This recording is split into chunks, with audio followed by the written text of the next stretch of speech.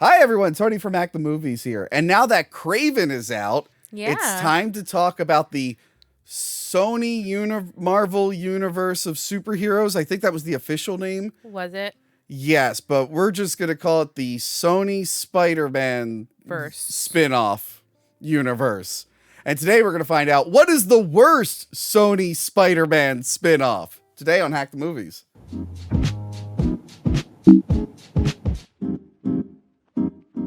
Wow. Okay, so I was telling you before this, there's a little bit of a misconception. Everyone thinks Sony is like done making Spider-Man stuff. I thought that's what we were here for, the funeral. That's why I'm in most. No, we actually had this episode planned. It was originally going to be called "What is the worst one so far?" But then like a day before Kraven came out, they're like, "We have no movies in development." But everyone's assumed that was like, oh, they're done. But I think they're going to shift to TV and focus on the animation stuff because we're getting the Nicolas Cage Spider-Man Noir show. Okay. And we are getting another Spider-Verse movie at some point. Yeah, that one seems... The writer's strike, I think, threw a monkey wrench in that. And now the lead actors being kind of weird, so... Is it going to be too long to explain what happened? No. It's not going to be too long. He's like awkwardly like in love with Haley Steinfeld, who plays... She's a major babe. I don't blame him. Yeah, but he's like awkwardly in love with her and in interviews, and he's like all over her. And when she got engaged recently, he like had weird tweets. Oh. So it's just like, if I was Haley, I'd be like, I don't need the money that bad to do this. Is he simping a little too hard? Yeah. It happens to the best of us. Some of us fall into the But they are great movies. So... Oh, the Spider-Verse. Yeah. The animated Into the Spider-Verse movies are great. Yes, so. They're good. We covered both of them on this show.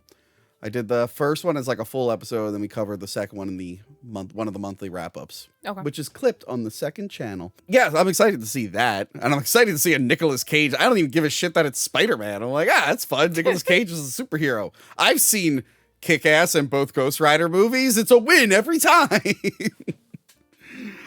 But yeah, so I wanted to do this episode, and it's fitting that apparently this will be the last movie for now. Who knows what will happen? But yeah, how do you feel about these films, like, overall? Like, it's weird, right? I mean, yeah, they're not movies that I was ever excited for. No. And, like, even now, like, it's not anything I would rewatch. They're just, like, background movies, basically. Yeah, and some stuff that did come out, they were never barred from using Spider-Man. Because everyone was like, okay, well, Tom Holland and Marvel, maybe they're not allowed to, like... But no, apparently they were allowed to either use the Tom Holland Spider-Man or just make their own Spider-Man for this universe. Do you think Tom Holland had something in his contract? And I was like, no. We're like... I don't want to do those. I'm trying to be in the Avengers. Yeah, but they could have made, like, their own Spider-Man for this. I mean, we had Ben Affleck Batman and Robert Pattinson Batman at the same time. I mean, and also he's Spider-Man. You could have just had him never take his mask off. Yeah. Or he had some interaction with him somehow. You could have brought back, I mean, I hate his movies, but Andrew Garfield, he would have fit in fine with this garbage universe. Because that is kind of where this all stems from. When Sony was trying to beat like Marvel and Disney. Yeah. They really wanted the Andrew Garfields. That's why the first movie is just like a bland rehash that's real safe. The second one goes all out trying to set up like 15. They had a plan for like a Silver Sable movie, an Aunt May prequel where she's a nurse, which kind of happened a little bit with Madam Web, just a different character. Yeah, they had all these spin-offs planned. And Venom, well, they've been trying to make a solo Venom movie since, like, Spider-Man 3, like, around that time. Yeah, so I guess that went away for a while. And then they teamed up with Marvel, finally. And then they're like, okay, cool, people like Spider-Man again. We're going to make our own, because we own all the film rights to these guys. And we're not going to share anything with you. And it's like, yeah, but you guys are bad at making these. That's why you had to go back to Disney in the first place. Yeah. Because you're not good at this. Somehow, you think they would have learned something from the success Marvel had, and they were like, no.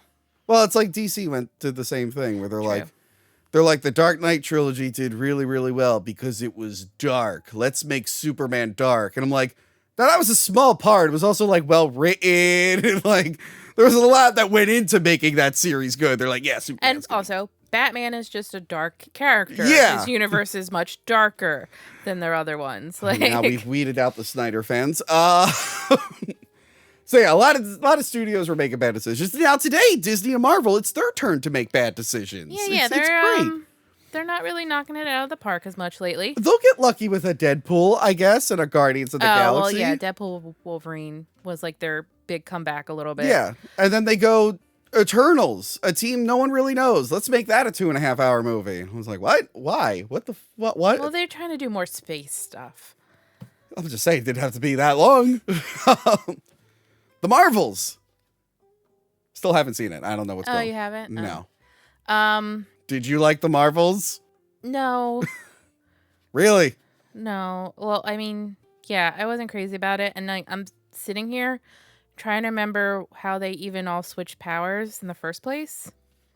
Oh, somebody had got the bracelet. There's 2 bracelets that... There's a magic bracelet. Yeah. Like Miss Marvel has Miss Marvel right? has only the one bracelet. Oh. Somebody finds the other one. Oh, the evil person. And then they switch And bodies. then somehow, like, because they're near each other, that causes, like, that switching. It seems very convoluted. But yeah, so everyone is making superhero mistakes. It's a lot of fun. But let's just focus on the Sony Spider-Man movies that don't have Spider-Man in them.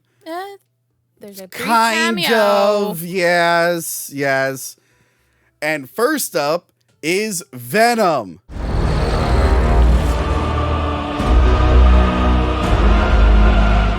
Monica! Oh my god! While that title card was playing, you'll never believe it, even though you were here, you were looking at the title card. Yeah. A meteorite fell, and this black alien got all over me, and it gave me this really cool suit. Isn't that awesome? How the fuck did I not know a meteor hit?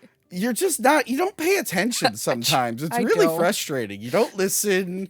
You really got to mind your surroundings. I should. But Because sometimes creepy men come up next to me in the Wawa, and I don't know. Background, Monica was at a Wawa, which is a store around us. I realize anyone outside of PA is going to be like, what the hell? And I just stood next to her, and she tried to ignore me at first because she didn't know it was me. Anyway, this alien that jumped on me and gave me this cool suit, it's my actually God. reminding me of the plot of Venom. And It's reminding you about it? Okay. yeah, and I'm going to read the back of the box here. You do that, buddy. The world has enough superheroes. Yes. The something story of Marvel's.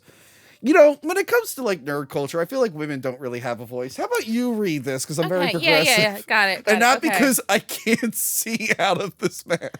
All right. No, that's not why. So the world has enough superheroes. Yes. The evolution story of Marvel's most enigmatic, complex, and badass character, Venom. Ooh.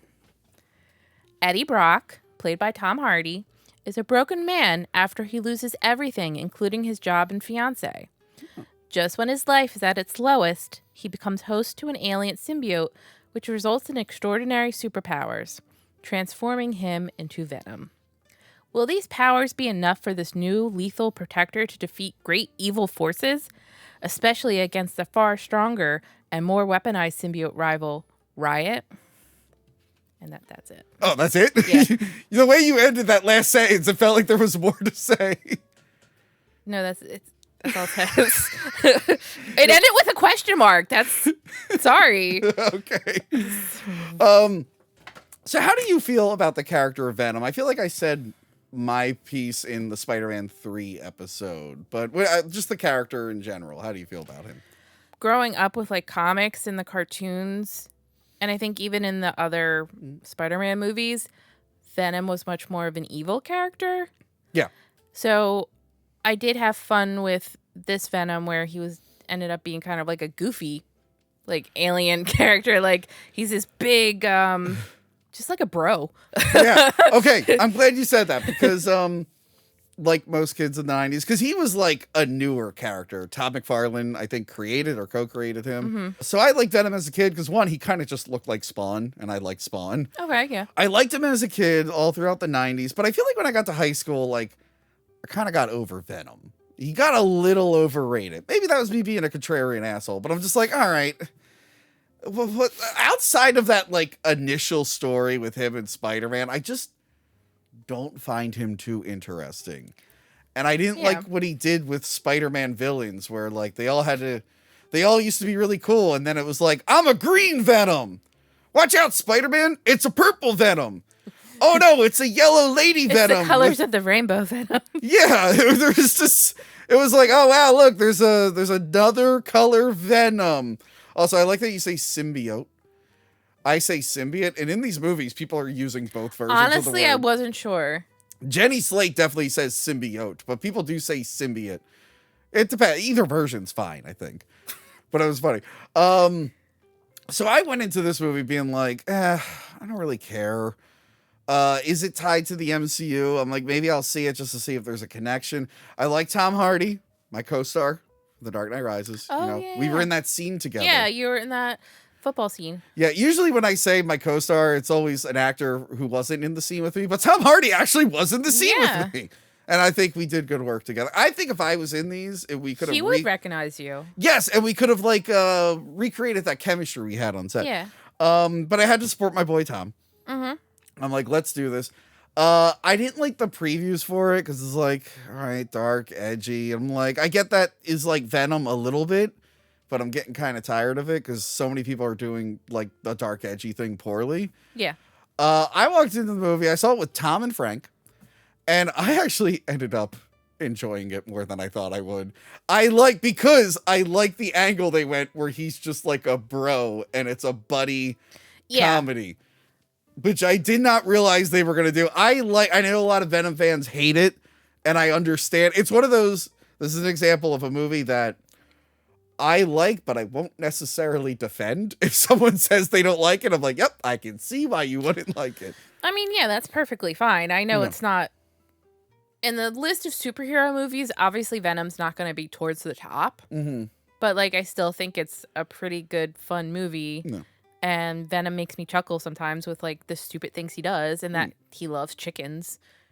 Well, that's not in this one. We find that out in the next one. Okay. But this is directed by, I think, Ruben Fleischer, right? Yes, Ruben Fleischer. Who did Zombieland. Zombieland and Gangster Squad. Gangster Squad, that's one they had to re-edit because of a real-life tragedy. They had to, like, completely re-edit, like, a whole finale of the movie. Okay. It wasn't that good of a movie, but, like, part of me is just like, well, they did kind of get screwed over in production. I had fun with the character. Tom Hardy's really good. I like his chemistry with Michelle Williams. I liked her boyfriend, whose name is... He's the doctor. Reed Scott as Dan Lewis. Yes. I love that guy on Veep. He was really good on Veep. And Jenny Slate's in it. I usually enjoy Jenny Slate when I see her. And which, things. honestly, sorry, Jenny Slate, I forgot she was in this. I forgot that she was in a Marvel movie. Or not a Marvel. I'm sorry. Sony. In association with Marvel. A Spider-Man-ish movie. So the bro buddy comedy thing was a nice twist. Yeah. The plot is kind of stupid. So J. Jonah, did you know J. Jonah Jameson's son was in the movie? I'm gonna be honest, I don't remember that. But I remember that, like, in the Spider-Man movies, he's, introduced as the one. It's a blink and you miss it. When the ship crashes in the beginning, the guy goes, "That's Jameson!" And it's like, oh, he's dead. I'm like, well, I guess he's not going to be a werewolf. Damn it. I just want to see the werewolf. The symbiotes crash on Earth, and the Life Foundation gathers them all up, headed by Riz Ahmed. That's like one of the weakest parts, is just the villain is so bland. Here's my problem with the symbiotes. Yeah. They're a little inconsistent. How do you mean? Because it's like, okay, they need to match with someone. And if they don't match with the host, it just, like, murders the host really, really fast. Oh, really? That's how it seemed. Like, when they were experimenting on him, he's, like, running experiments with, like, the homeless people. Oh, yeah. There was a drama in the 90s with Hugh Grant and I think Gene Hackman, where Gene Hackman was doing experiments on homeless people, and he was like, "That's not right." Venom ripped that movie Thank you off. for that side bit. But like people look like Jenny Slate. That's how she dies. They find out that she like infiltrated and got Eddie Brock in there. But then like Riot, the main bad guy, he's like jumping on this old lady and she gets to live forever. And then he jumps on this little girl and it's like months go by. And it's like, how long has he been with these hoes? And then he links up with the bad guy, the head of the Life Foundation. So they're a little inconsistent there. I guess one of the things I do like the whole like will they won't they thing with Michelle Williams and Eddie. Annie, right? Her name was Annie. Yeah, or Anne. Anne and Eddie. I like those two. That was fun. And I like her husband or new boyfriend character. A little bit of drama there. The action's okay. It's like fine. It's a lot of just tendrils coming out of him. Yeah, it's trying to have the fun of Spider-Man, but it's a little more destruction. Yeah. The Venom, like, I don't remember him. I know he does, but like, I don't remember him when I was like reading and seeing stuff. I don't remember him using like the tendril things a little too much. I remember that being like more of a Carnage thing. But here they go all out with it. I don't really remember. Sorry. That's all right. I was gonna say, like, in the video game, like, you have to use the tendrils when you're Venom to like get across things. How was that video game? I haven't played it. It's fun. I mean, the Spider-Man games, they're a lot of fun, but they're the same formula. So like, you're just gonna get more of the same, but like, it's still fun to be able to swing through the city. So if I play Spider-Man and Spider-Man Miles Morales, I'll be fine. I don't really need to. What? No, the other? No, I mean, like, do I really need to play Spider-Man 2 if it is more of the same? Like, is there anything life-changing in it, or? No. I mean, you get to be Venom for a little bit. Well, good, because guess what? I'll never play that game. Okay. Because I don't have a PS5, so I can't. But yeah, I feel like the action could be a little bit better. What do you think about the PG-13 rating? This should have been R. And I feel like maybe it was meant to be R. Yeah, it should have been R, so they could have, and I'm hoping maybe they had other stuff planned with it if it could have been R, like, just to really, Tom Hardy's kind of like an asshole character. He's great at that. Yeah, he's awesome. Be an asshole, have Venom cause all this destruction, like, have all these big fights and life at stake things. Yeah. Well, there's that scene like at the end where like, well, he's biting heads off and you never really get to see the results of that. Yeah. But like Riot makes two giant swords and he like presumably cuts people in half, but then they just kind of get pushed away. And I'm like, oh, that would have been way cooler if it was like Ghost Ship and they all got cut in half. The only good part of that movie.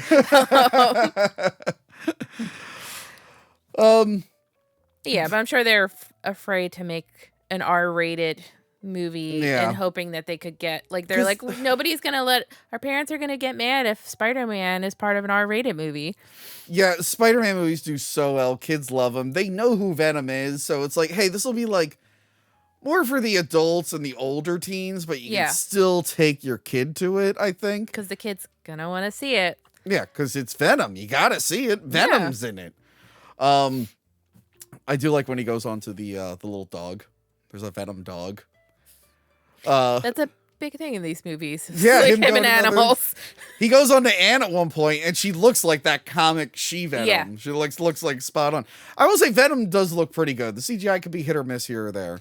No, but I feel like it was pretty good CGI for him. Yeah. I do like that they didn't do the white spider because it wouldn't make sense in this universe. But they just gave him like white veins everywhere. Yeah. But at least he was big and buff because that was I saw an interview with Todd McFarlane. His complaint with like Spider-Man 3, it's just like, well, when I drew Venom, I wanted him to be like this big giant guy, like an evil Spider-Man who's giant. Like he's like, my goal was that when you saw him, you would be like, oh, Spider-Man's dead. Like there's no way you could beat him. Instead, they got Topher Grace from Heretic for 5 seconds. Spoiler. I haven't seen it yet. He's randomly there and then randomly leaves the movie. And I'm like, oh, that was a weird appearance. I have a picture with You do? Grace. Yeah. And I don't know if it was for what was it? Spider-Man. No, I don't think it was Spider-Man. It was the Predator, the Predator movie. Predators. Yeah, because he was in that. Those were in WMR, right? Who? You were at WMMR, Yeah, right? when I was an intern for the popular radio host Yes. Preston Steve. Yeah, Venom 1, it's an okay time. My main takeaway when I first saw it, I remember walking out and being like, this feels like a movie they would have made in 2003. Like, they couldn't link it to a bigger universe. You know, like, because early 2000s, it was all about that. They're like, Yeah. we're this studio, but we only have the rights to this character, so we can't mention anything else. And we're going to change the origin for no reason. Because, like, and I mean, the whole origin is completely different. Eddie Brock, there's no Spider-Man or anything. It's a very bizarre origin story. But I think this was the only time they really could get away with it, because Venom is such a big character. He was huge, and he did have his own comic line where he was an anti-hero, the Lethal Protector, which they keep calling him throughout the series. Yeah. That's like the only thing that kind of made this work. But it gave Sony, people were saying, like, it gave Sony the wrong idea. They're like, hey, we made a Spider-Man spinoff without Spider-Man, and it did well. So we're going to make more. And it's just like, well, no, that was Venom. You got lucky because it was Venom. People wanted a Venom movie. They're probably annoyed about the origin, but they kind of got that in Spider-Man 3. Like, they didn't realize, like, you can only really do this with this specific character. At some point, you need Spider-Man, or else these characters kind of suck. Yeah. Which we will learn throughout the rest of this episode. But yeah, what are your main takeaways of Venom 1? I will say, and I know it's me, I have a hard time remembering the events of Venom 1 and Venom 2. Like, I mix them together, and I'm like, wait. I'll help you. Venom 1, gray Venom fighting next to a rocket ship. Venom 2, red Venom fighting in a church. Thank you. There you go. Got it. Yeah, so it just kind of is a little bit of a blur. I mean, like I said, it was a fun time. Yeah. And it gave us Mrs. Chen. Yeah. Who's a very important character, we're learning. She made it into the Spider-Verse sequel. Yeah, Venom loves her. You know what's weird? I looked at her credits. Okay. I don't know much about the actress. Maybe she does a lot of theater, but film credits, literally, she's the mom in the beginning of Kung Pao Enter the Fist. And then nothing, and then Venom. And I'm like, what the fuck? Where did this lady come from? Yeah, she like Peggy Lou. Yes. She was just like a random character there, and they were like, okay, well now she's like a main character. She's gonna dance with them 2 movies for now.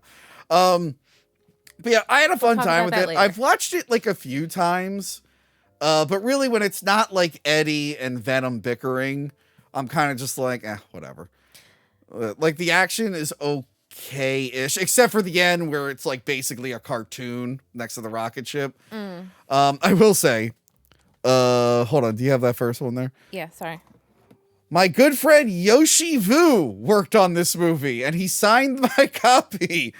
He's a CG generalist. He did some work on this. So when it's kind of hard to see. It's with the light shining on it. When he came here, I got like all the movies he worked on. I think like Green Lantern he signed. I got him to sign like all the movies he worked on. But the movie ends on a cliffhanger. Because that's the thing you do with superhero movies. Yes, you got to have a post-credit sequence. Yeah.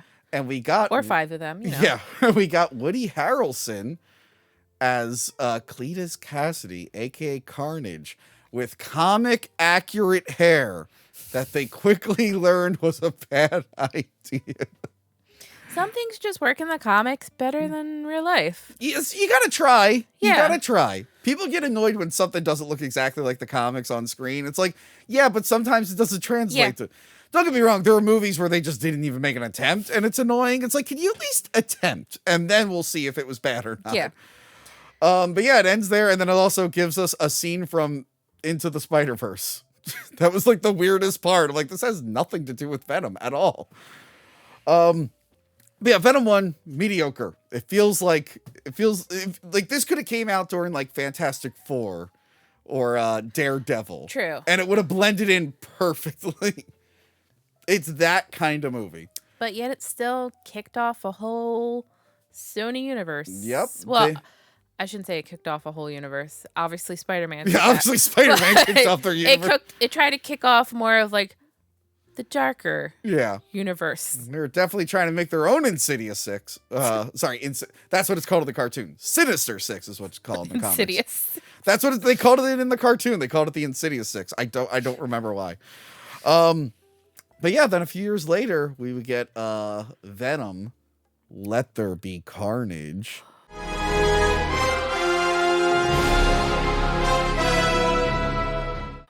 And Monica, since you did such a good job reading that first cover, can you read the next cover? Oh, it's right here. Okay. Sorry, there's a lot of covers everywhere. Yeah. All right. I'll show you the cover really quick.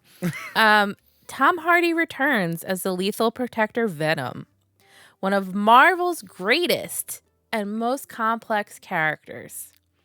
In search of his next big story, journalist Eddie Brock lands an exclusive interview with convicted murderer and death row inmate Cletus Cassidy, played by Woody Harrelson, who discovers Eddie's secret and becomes the host for Carnage, a menacing and terrifying symbiote. Now, Eddie and Venom must get past their contentious relationship to defeat him. Directed by Andy Serkis and written by Kelly Marcel, Venom Let There Be Carnage also stars Michelle Williams and Naomi Harris as Shriek. Yes, Andy Serkis, this is his third film. He did Mowgli before this. Remember there was that other Jungle Book movie? After the live-action Jungle Book, there was another Jungle Book movie. It was supposed to come out in theaters, and then they went, nah, put it on Netflix. I never actually watched it. it. But yeah, I guess he's like trying to be a director, and they let him do Venom, Let There Be Carnage. Yeah, he did Breathe and Mowgli. Yes. And then Kelly Marcel is the writer who ends up coming back to do the third one. She ends up directing the third one. This one, I was even less excited for. Because Venom 1, I was just like, yeah, whatever. And it was a pleasant surprise. You weren't excited for Carnage? No, I don't really care about Carnage. He's just the Joker in a red Venom suit. Like, I really don't care about Carnage. Again, when I was a kid, I liked it. When I got older, I'm like, eh. Yeah. What was I forgot to watch his episode, but what is he like? They're like prison cellmates, I think, and the Venom. I don't get how you mean so? Yeah, Eddie's in. No. Eddie's the journalist, so he's going to go interview. I'm thinking of the comic character. Oh, I'm sorry. The comic and the cartoon. I think they're prison cellmates together. Oh, I don't remember. If I remember right, it's something like part of the Venom symbiote breaks off and becomes its own symbiote, which kind of happens in this. Yeah. I don't know how the symbiotes reproduce. It's very confusing. No, that doesn't make sense. It seems like they can just leave pieces of them and they become their own characters. But yeah, so this is a couple years in the future. No, actually, it's not. It's the same year we'll learn in Venom 3. All of these movies are in the same year. And I couldn't believe that. Yeah. There's a joke. Well, that makes sense. Like, he's going through a lot of stuff. It's a lot of stuff. So I guess it's a few months later. Eddie's reputation is back. We forgot to mention he some judge or something screwed him over in New York, and that's why he moved out to San Francisco. Okay. Which I think that's where the Venom Lethal Protectors took place anyway, San Francisco. His reputation is a little bit better because he exposed the Life Foundation. He's happy now. He's bonding with Venom a little bit more. He thinks he's gonna get his girl back. Yeah, he's still trying for Anne. And then she lets him know that she's picking the other guy. Yeah. But that's fine because this movie was smart and it knew what everyone liked about the first one was the buddies stuff. Yeah. With Venom and Eddie. And actually they're more like bitter lovers in this, which makes it even more funny. I know, they're breaking up all the time. Yeah, it's just like and I love their whole interaction in the apartment. They're always just miserable. Venom is real cheery. He wants to eat heads, but he's only allowed to eat bad people's heads. But even then, it seems like he stopped doing that. And then this is the one with the chickens. The Sonny that and Cher. corrected me because he loves chickens. And we learned that Venom just has a soft spot for all animals. He eats them. Not those two. He eats other chickens, but he doesn't want to. He wants to eat human brains and chocolate because it has the one thing. I do that. He's like, that's why I got those. He's like, Sonny and Cher are married or something. I was I can't separate them. Yeah, they did a good job with this one. I like this movie. It's not great. I don't watch it all the time. But I like this again. They played up the things I liked the first one. They just amplified it. Yeah. The whole relationship between Eddie and Venom is really, really great. Carnage is fine, I guess. His backstory's a little weird because he's now... Like, I know he is, like, involved with Shriek during the Maximum Carnage story, but he, like, meets her there. This, it's like his long-lost love. Just say, like, Woody Harrelson's a great actor. I feel like he was a weird choice for Carnage. Personally, really? I don't know. For years, people wanted Jim Carrey for some reason. I don't know, I think he was like a decent choice. I would have went maybe a little bit younger. Yeah, because like, and I think him against like the actress that played Shriek, it was also a weird age gap, and like they were supposed to be like young teenage lovers. Yeah. They're getting back together, and I'm just like, that felt weird to me. Yeah. They grew up in like the same orphan school, but she's a mutant, like an X-Men mutant. And they let her say mutation. Well, at this point, Disney got X-Men back, like all the film rights and stuff. And I guess they allowed Marvel to use that. Because, I mean, they allowed Sony to use that. Because remember, like, Avengers, Avengers Age of Ultron, they had to dance around all the mutant stuff. Yeah. For Scarlet Witch. And our buddy Kraven. When he was Quicksilver. Oh, yeah. Oh, my God. I forgot that was him. I think that's why they didn't even have their names in those movies, right? They just went by their regular names. Oof. I think. Because she's not called Scarlet Witch until I think they reference it, though. Maybe. Because I think they say, like, they call her, like, the Scarlet Witch or something. I don't know. It's been a while. Yeah, the Woody Harrelson is a step up from the last villain, at least. He's a little bit better than that guy. When he's Carnage looks fine, but like he doesn't. I would rather just see Woody Harrelson. But this is a problem with a lot of movies when you have like a good villain and they turn into some CGI or some different monster and you lose the performance. I've been talking about it a lot this year. We had a bunch of examples. RoboCop 2, Lawnmower Man. Like those guys are creepy villains and then they turn into like cartoons and it's just like, we lost it. But I don't know how you get around it. I have some questions about Carnage. Okay. Maybe you can help me. I don't know if I can, but we'll try. Well, let's see. I don't remember a lot of his powers.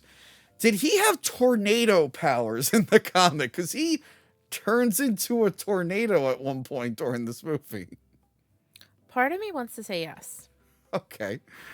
That was a weird thing. He's like, I'm going to spin in the circle real quick and make a tornado. Well, he's Carnage. He's creating Carnage. I don't know. Also, can he put his finger in a computer and access the internet?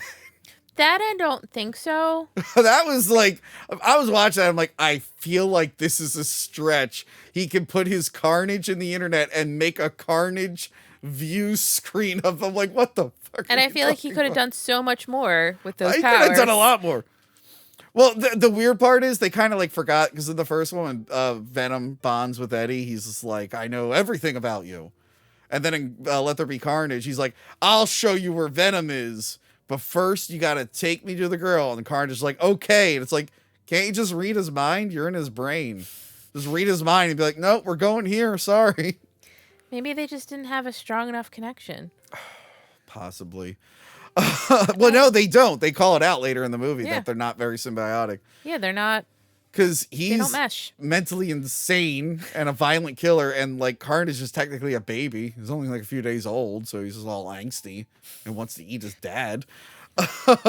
Like all children. But yeah, Shriek, I get why she had to be in there because she's like in the comics, part of that story. But it was just weird that it's like, okay, so there are mutants and super people in this universe. Morbius had not come out yet. So I didn't know that there were so many other super people in this universe. But they never really circle back to that because the next movie goes all right back into symbiotes.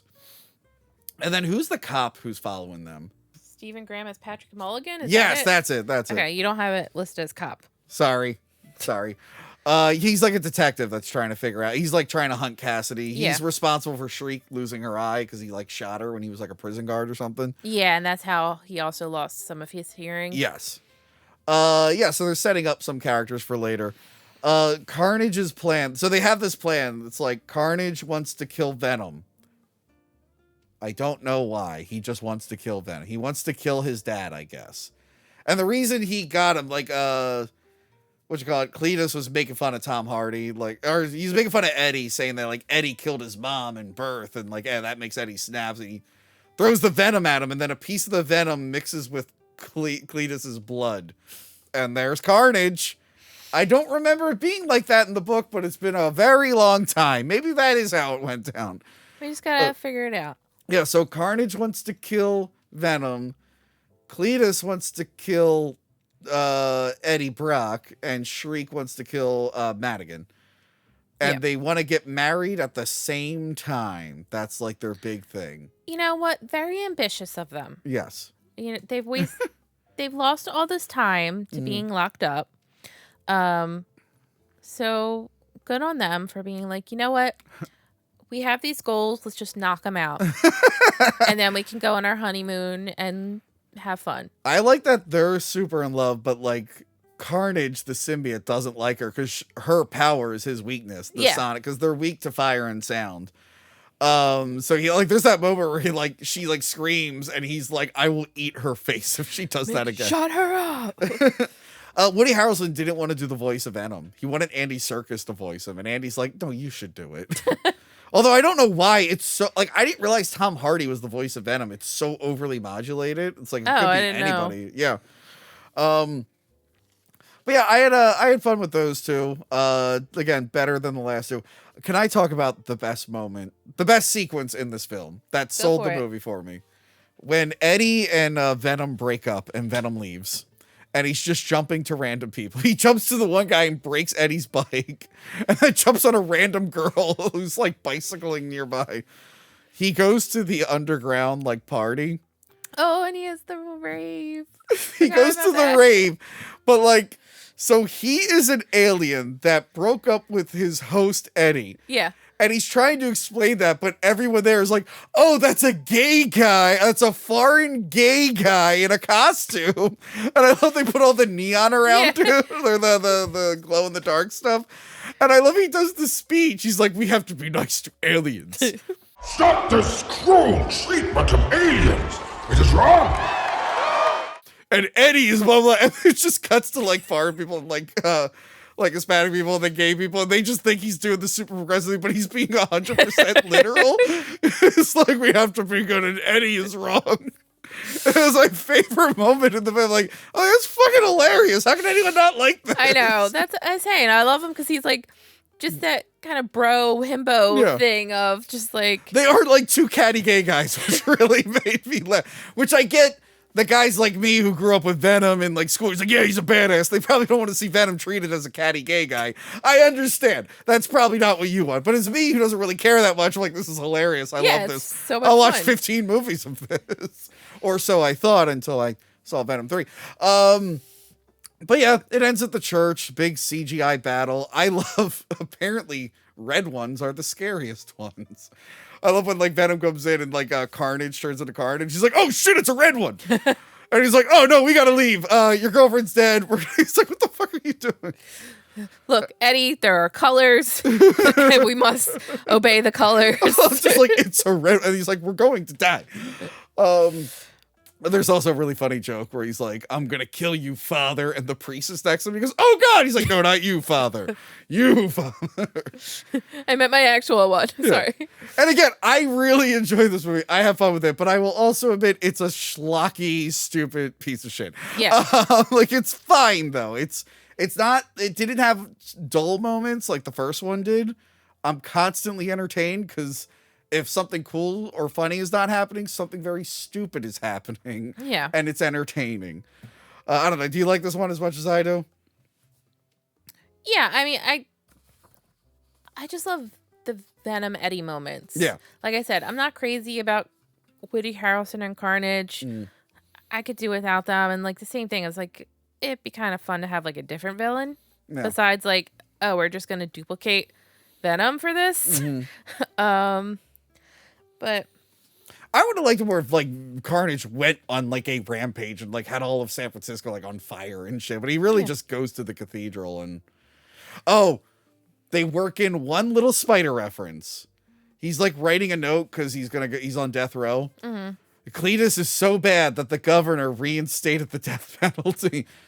And he's talking about villain origin stories and stuff. And then there's a spider on the note and he squashes it. I'm like, there's their wink and nod to Spider-Man. yeah, but then there's the post-credit scene. Okay, yes. All right. So the finale's fun. How they kill him, like by using his girlfriend against him. They set up Madigan has a symbiote in him. And then they retcon that in the next one in a weird way. And Eddie's on the run because he's a fugitive now. He's gonna be. They think he killed Mulligan. Yes, and all that. So like regular people think he killed a cop. The government knows he has Venom and wants Venom. So he has to be on the run. He goes to Mexico or wherever. Yeah, I think it's Mexico. Yeah, and he hangs out with Venom. I like the last shot of them on the beach. I do like that he because the whole time he doesn't want to be the lethal protector. And he finally gives in. And I like Venom being like, we're going to need a mask and a cape. He's like, no, I think we're good. You don't need that, buddy.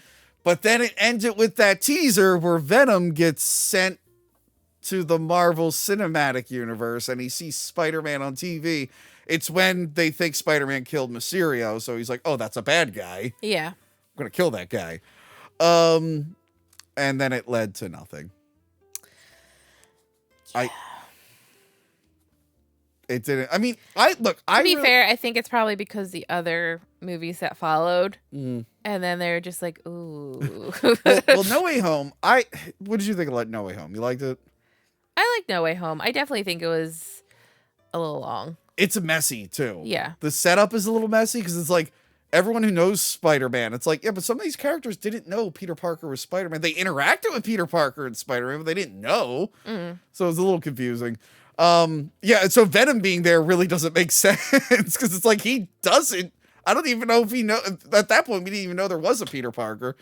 But the joke was that No Way Home had a Sinister Six, but the sixth guy was stuck in Mexico. Like that was like the joke. It's like technically there is a Sinister Six. It's just one of them teleported to Mexico. I was like, I'm not part of the movie. I don't know what's going on. But they leave a little part of him behind, implying that they're probably Eddie Brock in that universe will meet him at some point if they ever get to it. I mean, they might as well. These movies do well enough, but people like the Tom Hollands more. You could do like the actual Venom story again. They could try it. I don't know. I don't know if I could go for it again unless it's like a really enigmatic actor that like can pull me in. I don't know if I could do it again. Glenn Powell, my brother, will he be able to do it? I don't see him being. I think he could be the werewolf. I think they should do that. Glenn Powell could pull off being the werewolf astronaut. Who would you want to be the next Venom? You're acting like I know everybody nowadays. You know what's weird? I'm glad they picked Tom Hardy, but like Tom Hardy's not at his buffest in this role. He kind of is like real skinny in these. He's not like because Eddie Brock is like a bodybuilder. Yeah. And we know Tom Hardy can get like super muscular. Yeah, and I mean, it's a lot probably on his body. So yeah, he just wasn't in this movie. I was like, oh, okay. I know Venom's muscular. He adds to it, so maybe they didn't really need it. But yeah, I don't know. We'll have to figure out if they ever get there. I don't know if they will. I think they might just skip over Venom, to be honest. But yeah, Venom 2, that was it. So we got 2 Venom movies, and they did okay. I think Venom 2 did a little weaker, but that, remember, was like when lockdown was finally easing up, like 2021. Okay. I think it was September, October 2021. So some people are, not everyone was like eager to go back out to the movies at that point. Yeah. I did. I went and saw it by myself. It was great. I did not see it in theaters. So sorry. Wow. You weren't just in 2018 or 2019, the first one, you weren't just being like, I need to know where it goes from here. I gotta be there day one. No, but I'm just going to say 2019 was a bad year for me. So That's true. There's a lot going on. But like COVID was like a thing. But after COVID, you weren't like, let me treat myself. no, because after COVID, people have become more fucking annoying at the movies. Somehow. They really have Yeah. gotten more annoying. But yeah, so this at this time, they're like, all right, we got it. They had a third movie in development, and that movie was Morbius.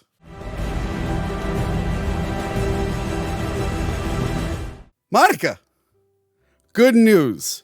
Yes. While that title card was playing, I went into the back, my lab that I have that's always been there, and I figured out a way to get that alien off of me.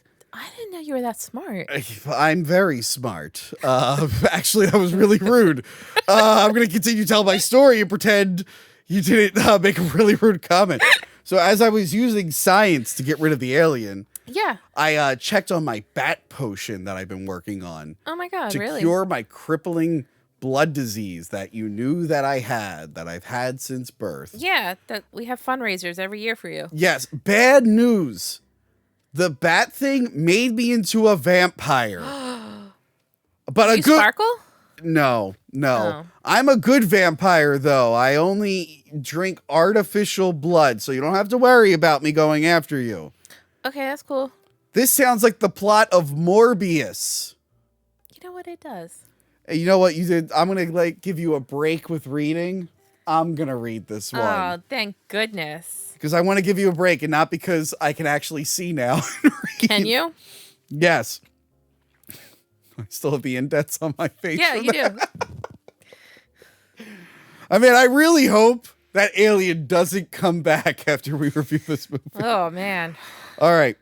One of the most compelling and conflicted characters in Sony Pictures Marvel Universe arrives as Oscar winner Jared Leto, 2013 Best Supporting Actor, Dallas Buyers Club, transforms into the enigmatic. Did they use that in that other one too?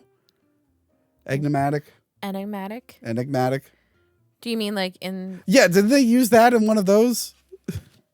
Like I fucking remember. Anti-hero Morbius, dangerously ill with a rare blood disorder, like me, and determined to save others suffering his same fate. Dr. Michael Morbius attempts a desperate gamble.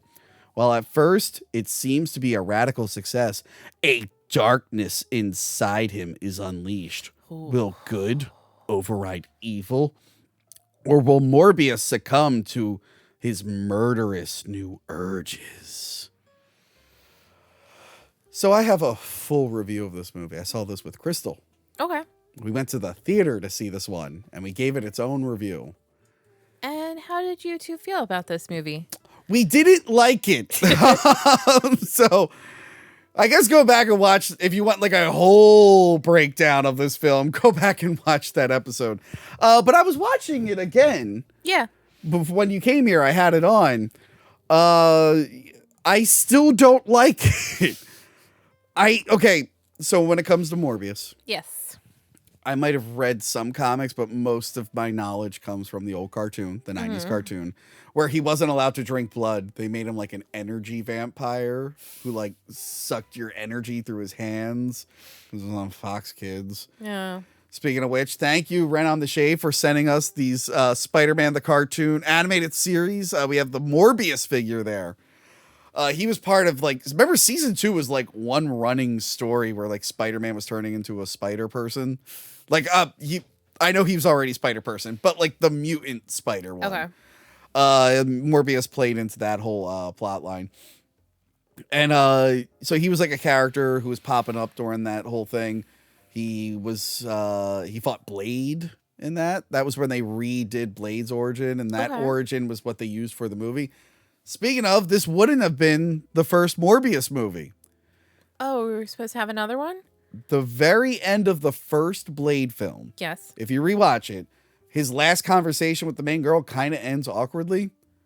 Like as if they were like about to say more. And it just like great movie, but they're like, that ended weird.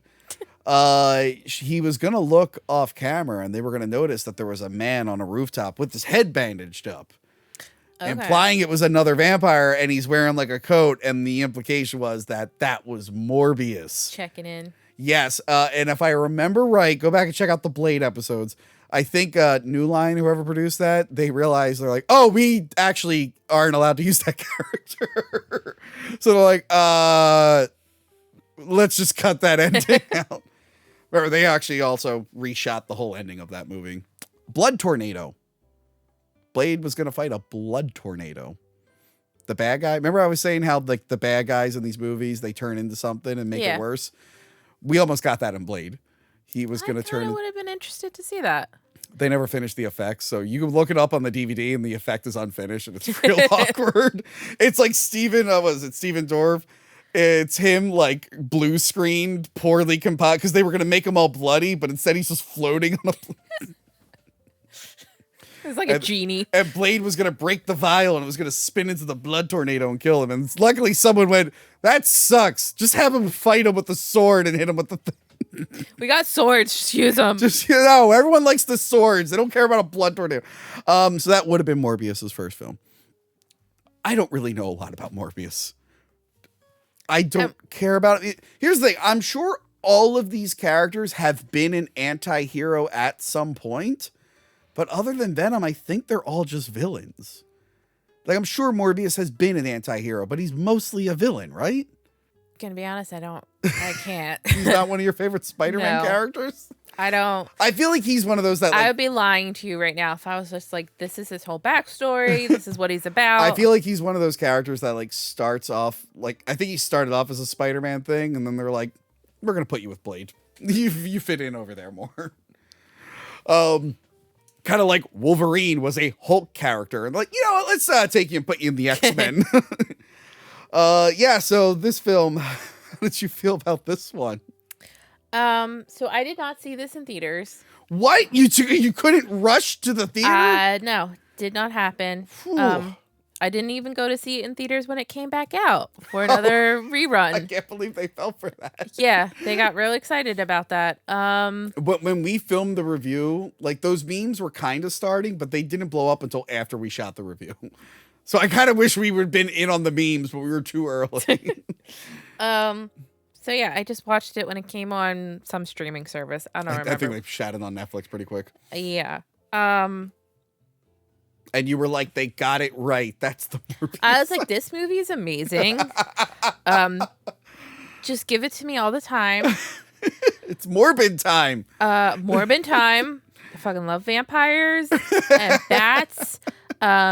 True story, I do love bats. Like, vampire bats. The bats that he was investigating, vampire bats, which are like not like that intimidating in real life. They're pretty cute, honestly. They're cute. They're tiny. They're little sky puppies. Someone's gonna hate me for saying that. But yeah, I also was a big Matt Smith girly. Okay, so how did you feel about him in this as Milo? What? Not great. I saw, was it Jarrett Harris or Jarrett? Jarrett Harris. Jarrett Harris, who I just talked about we reviewed the 90s Lost in Space movie. Do you remember that one? I do.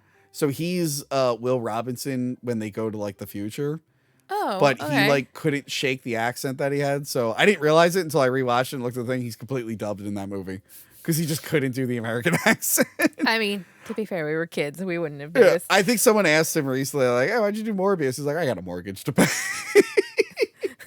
I do love when we see some of these movies. They're like, yeah, like they have stuff they have to pay for. Like, this is why they're doing it. This wasn't a passion project for them. Yeah, I don't know who this movie's for other than Jared Leto.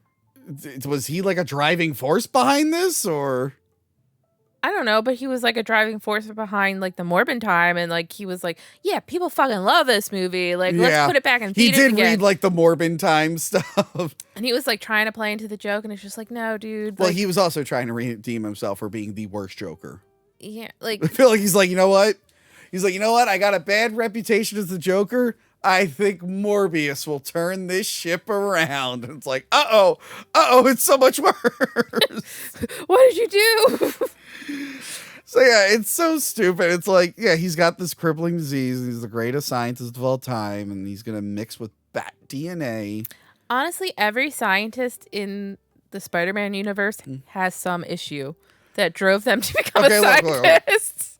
Stan Lee. Nobody's ever a scientist just for the pure love of science.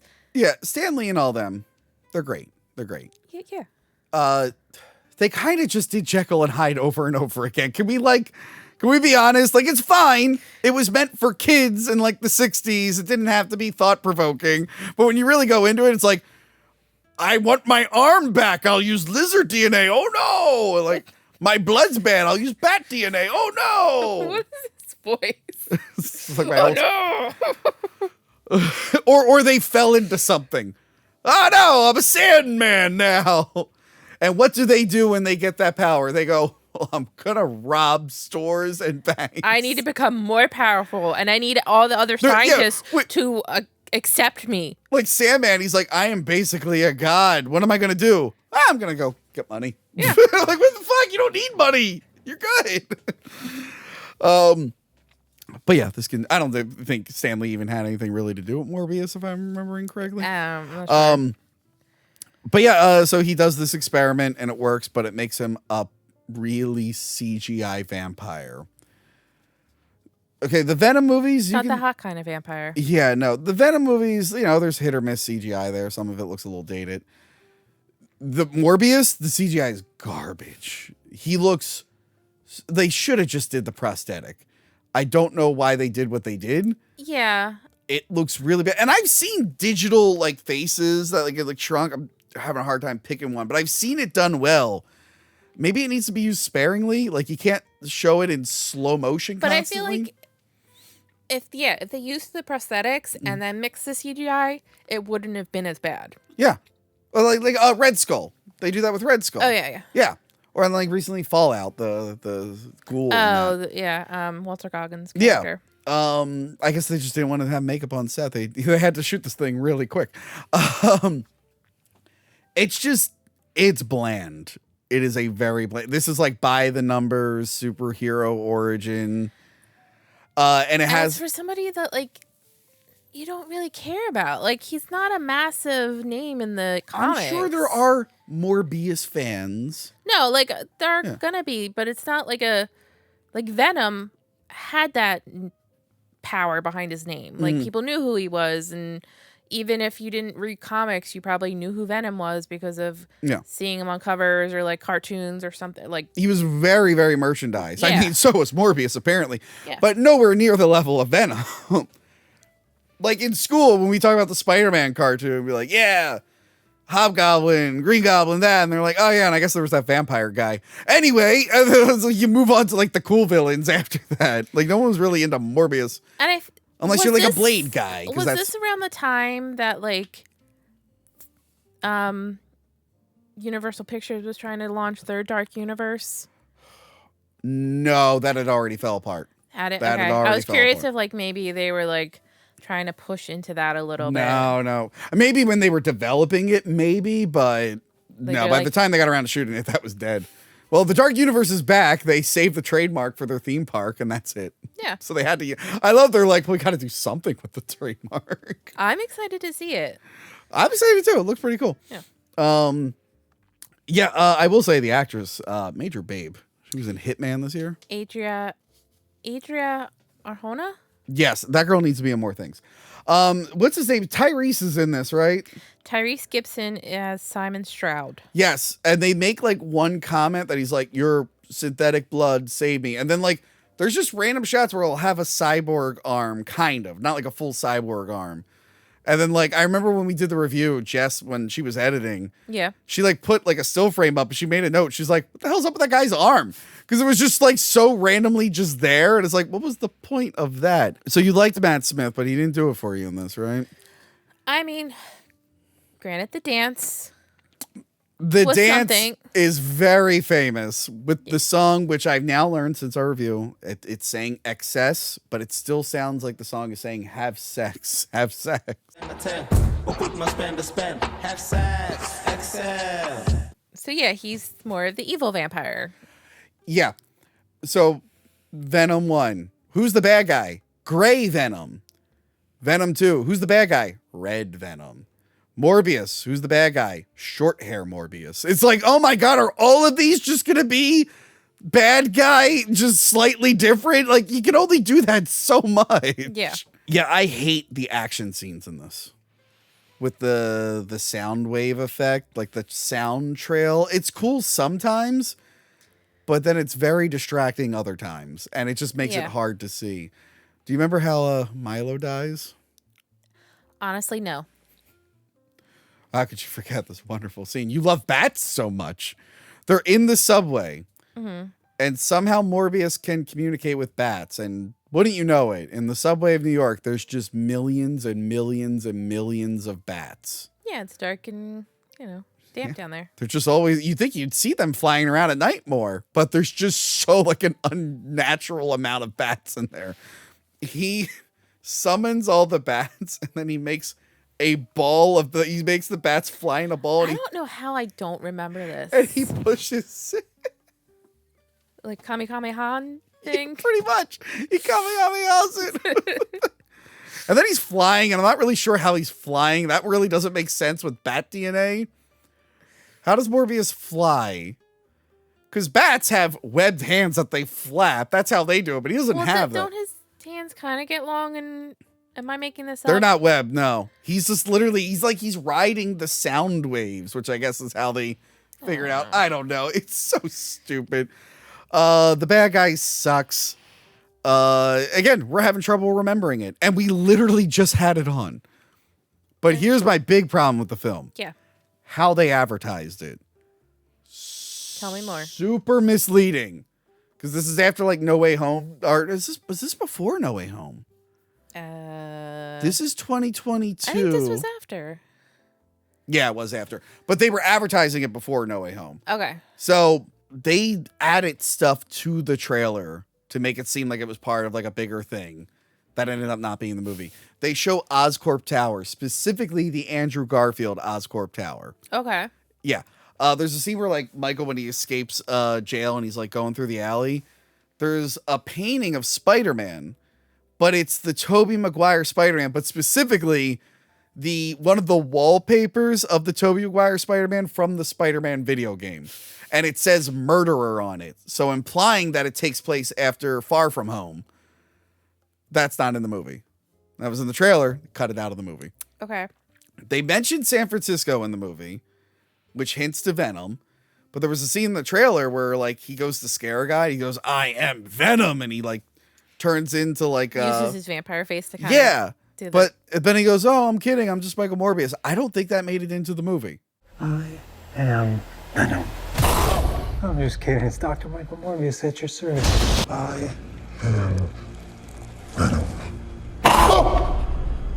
You can go now. I think that was just something else they added. There was just weird shit that they were adding to make you feel, and they spoiled the Michael Keaton thing. Oh, they did. They put it in the teaser to make you think like, oh, this has to be in the MCU then. And maybe Venom has been in the MCU the whole time. But then that makes no sense because it's like, so No Way Home, the whole like, Peter does the stupid spell that brings people in his universe. But then I guess when it gets fixed, for no reason, it sends Michael Keaton's Vulture to the Morbius universe. Yeah. And then he makes a new Vulture suit.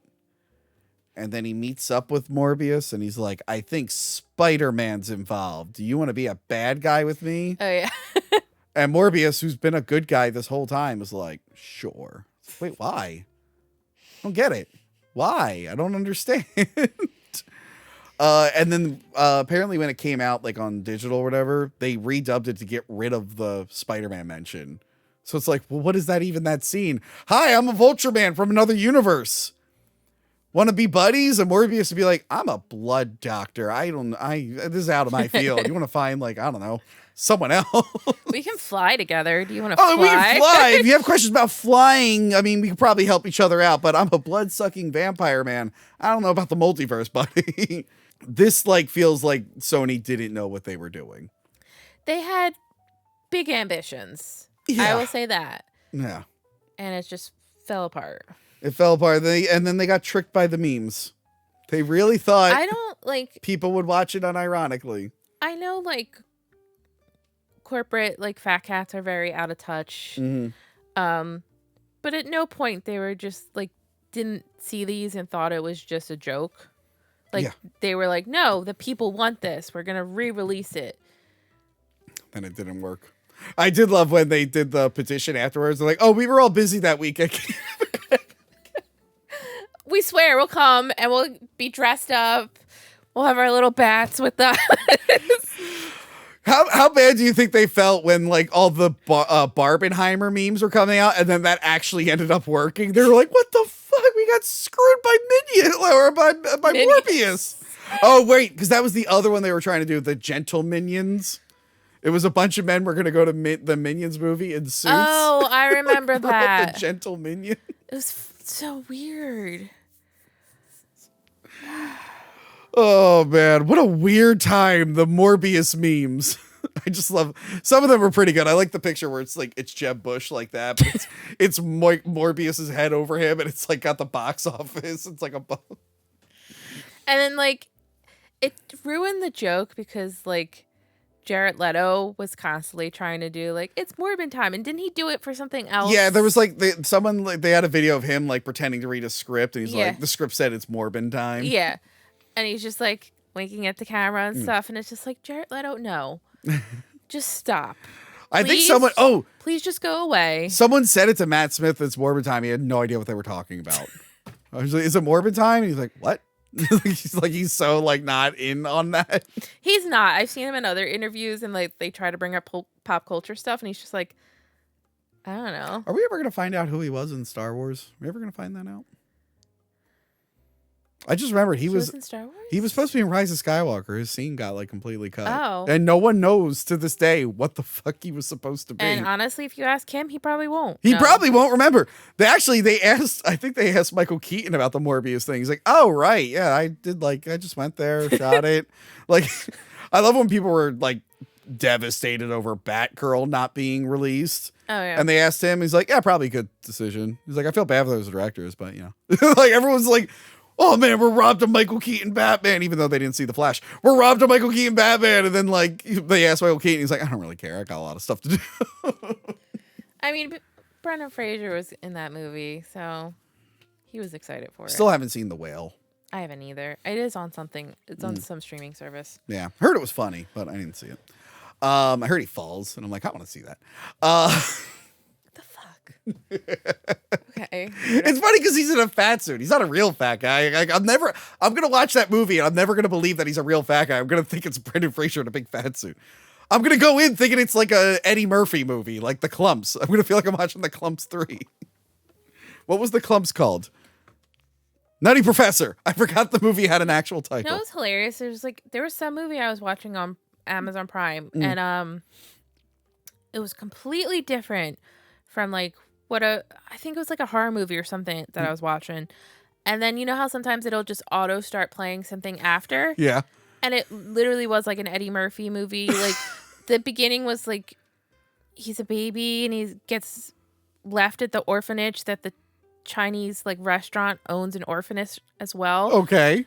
And I'm like, what the like it started playing. I'm like, what the fuck is this?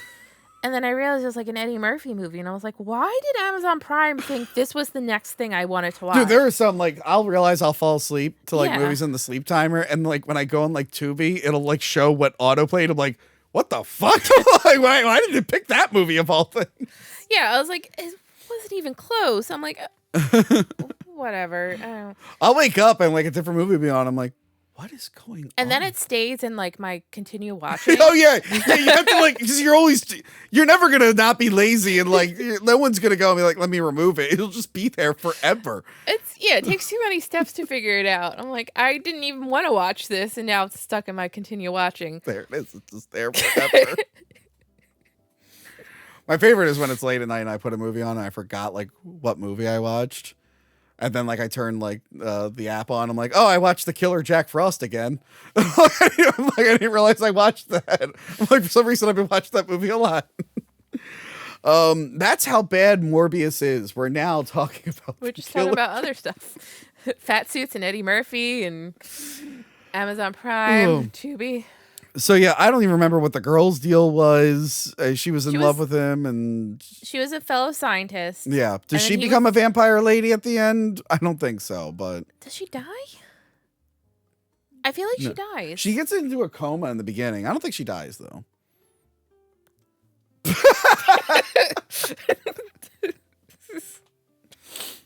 This is gonna take me a while. Hold on. What happens? Milo mortally wounds Martine, and then Morbius saves her by giving her a bloody kiss. Right. Oh, that's how that's so stupid. Morbius ending and what is happening with Martine Bancroft.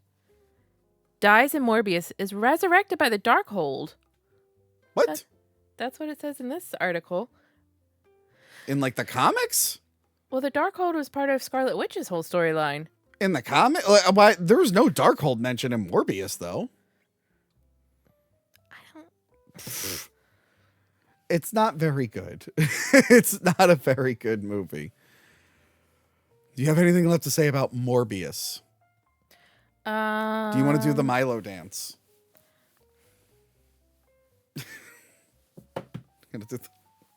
It's just this that cracks me And then he up. does like... You gotta do like that. And then, yeah. Remember he like flexes. He's like, Oh yeah, he does. So... Well, that's enough Morbius. We have another character. It's no longer Morbid time. Morbid time is done, Monica. Morbid time's over? Yeah, Morbid time, it's over. It's time for a different superhero with M in their name. Madam Web.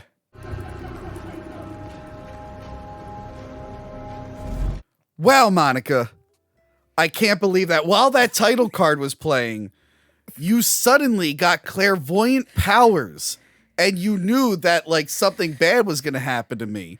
Yeah. And then we prevented it from happening, which led to me becoming a female spider character, and you went blind. I know.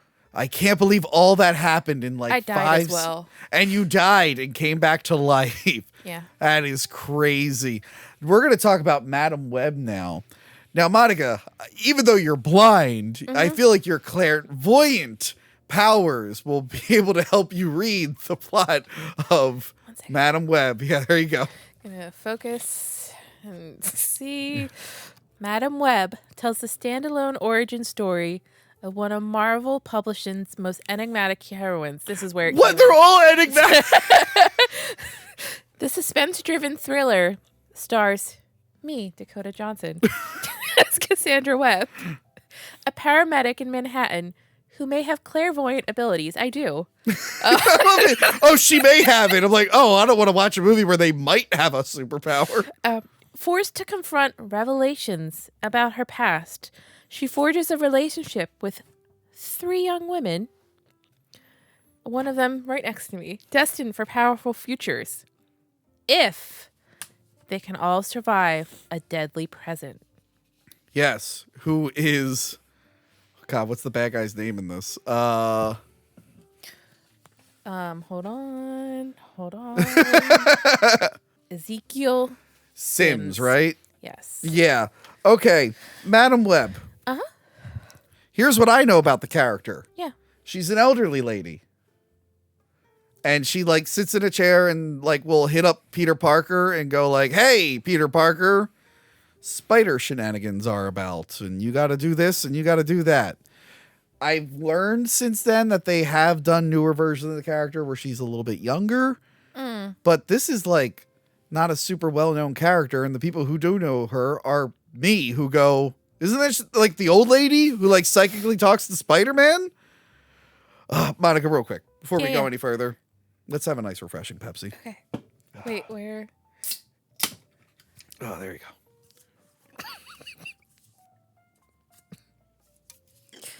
I can't see.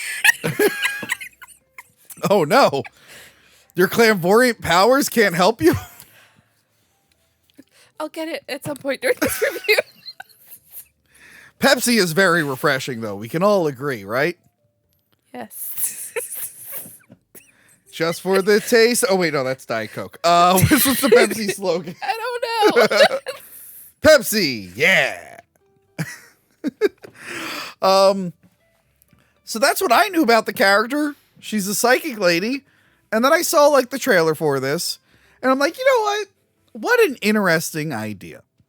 Because we know she's supposed to be older in the future. But what if she was younger? She's like, wait a minute. What if at one point she wasn't an old person?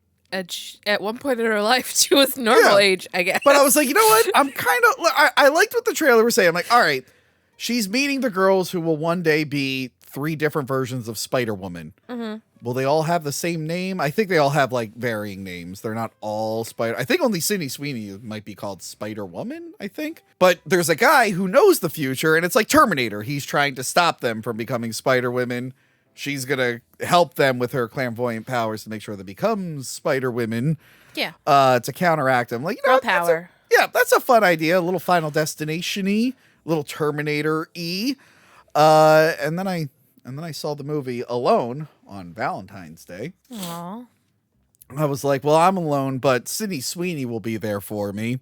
And Celeste O'Connor, which is everyone's favorite Ghostbuster, right?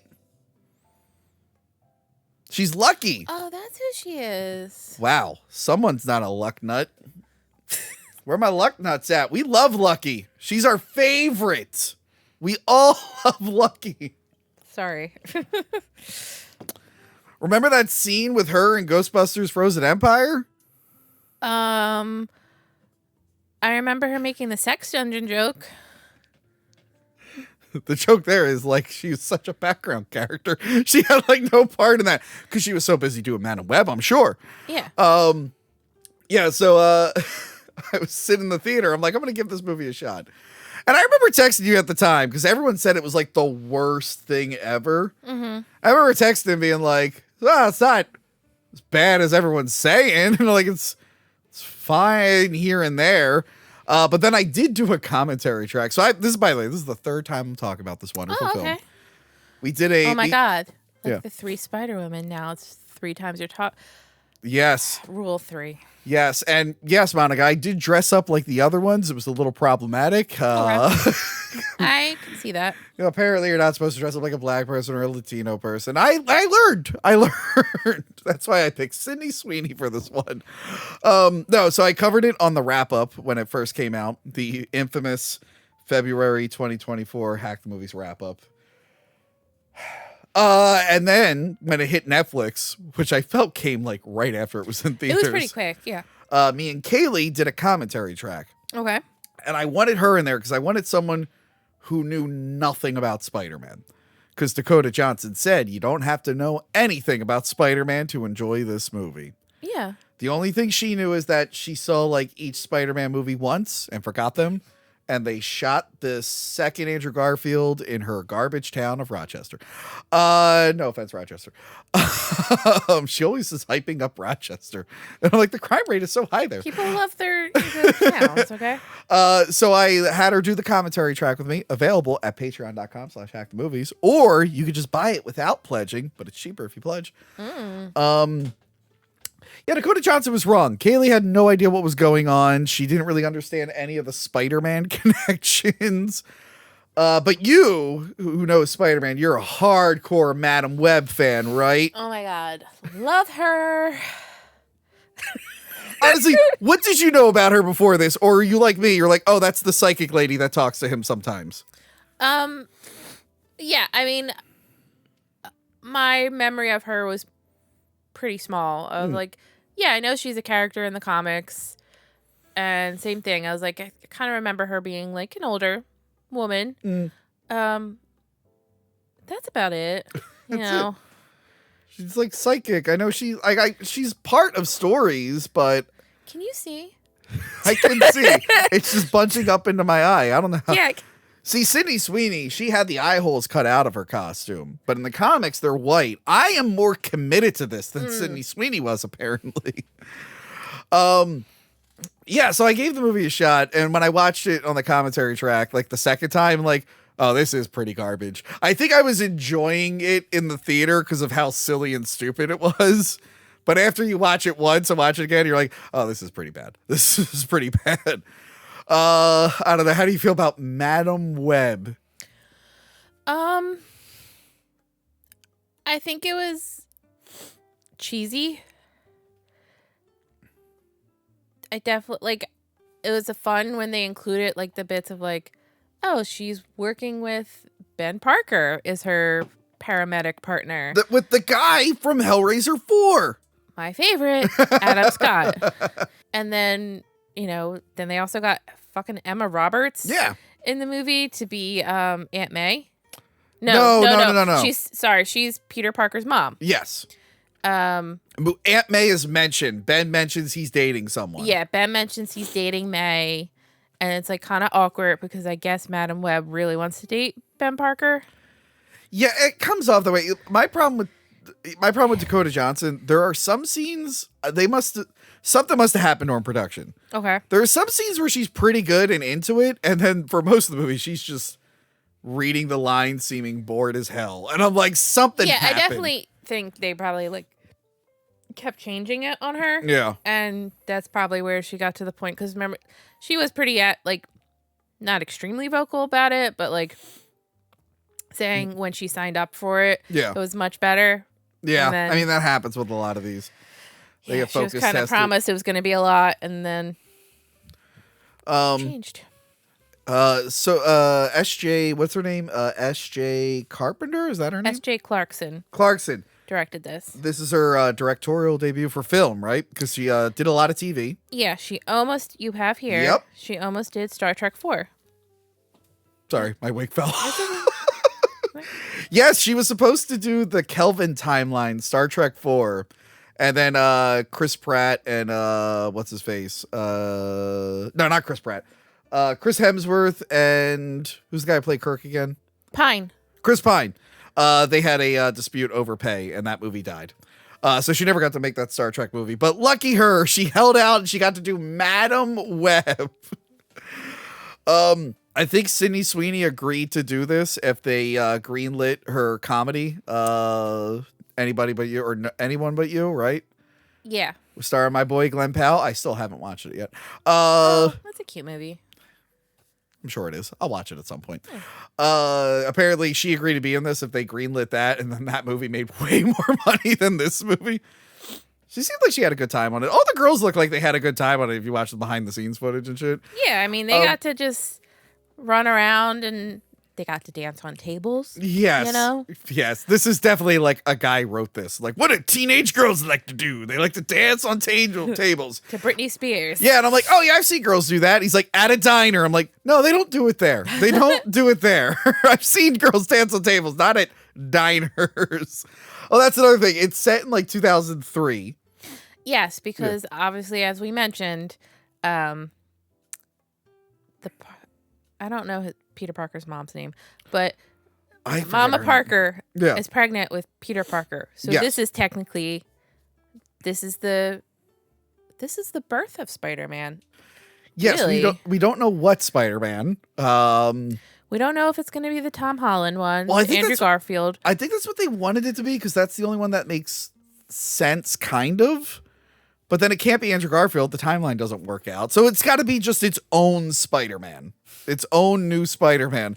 And honestly, this section of the movie where they're just trying to make sure, she gives birth to Spider-Man. Yeah. That should have just been more of the movie. I would have liked if, these girls are being hunted, but they also have to make sure Spider-Man is born because he's, super important to all their origins, apparently. He's the glue that holds their universe together. Yeah, he really is. He's their anchor being, as they're called. Yeah. So I like the idea. There's good ideas in this, but then there's just shit that makes no goddamn sense. This is one of the worst villains ever, but at least it's not just... Actually, no. It kind of is, because they do have super suits, but they only wear them in the future scenes. But he is an evil Spider-Man. Yeah, this is part of the movie that really threw me off, because I was like, so you're telling me by the time Peter Parker gets bit by a radioactive spider, becomes Spider-Man, no one has ever seen anybody else in a spider suit, but yet this movie is telling us that there was a villain that went around terrorizing the city in a spider suit, and then there's 3 other Spider Women running around helping save the city. And the reason he got the spider hole thing is because what is it? Spider hole? Huh? The spider hole? The whole spider thing. The only reason he got the whole spider thing, God damn it, this hurts my eyes so much. Just pull it up. Now you look like a heavy. Now I know why you cut the eye holes out, Sydney Sweeney. She's like, I'm not doing this. She's like, I'll do nudity, but I'm not covering my head.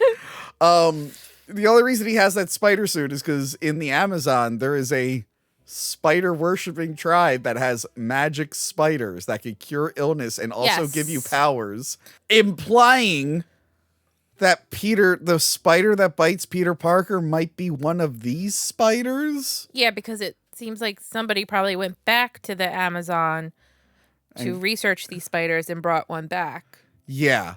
And I'm like, that's possibly, yeah. That makes Spider-Man like less unique now because he's like, oh, I'm gonna dress like these guys in the Amazon dress, and then that one bad guy who terrorized the town. But I looked up Ezekiel Sims because that's another example where the character's supposed to be older, and they do show him in the future just with like gray powder in his hair. But that character does have like some spider powers, and he walks around barefoot, which this actor does. He's always walking around in a suit barefoot. That's what the character looks like. Yeah. And I'm like, look, I appreciate that you are trying to be accurate to the character, but you never explain why in the movie, and it's very distracting. And it gets worse when he switches into his spider suit, because I'm like, well, now he has shoes on? And it's like, what happened to his business suit? My theory was, I'm like, did they start shooting it with Ezekiel Sim, and they were like, this is a boring character. Let's give him a costume. Because there's scenes where like he's communicating psychically and it's switching back and forth between the spider suit and his suit. I'm like, did they shoot scenes multiple times? Probably. That whole thing where he attacks him in the subway looks stupid as hell when he's like crawling and shit.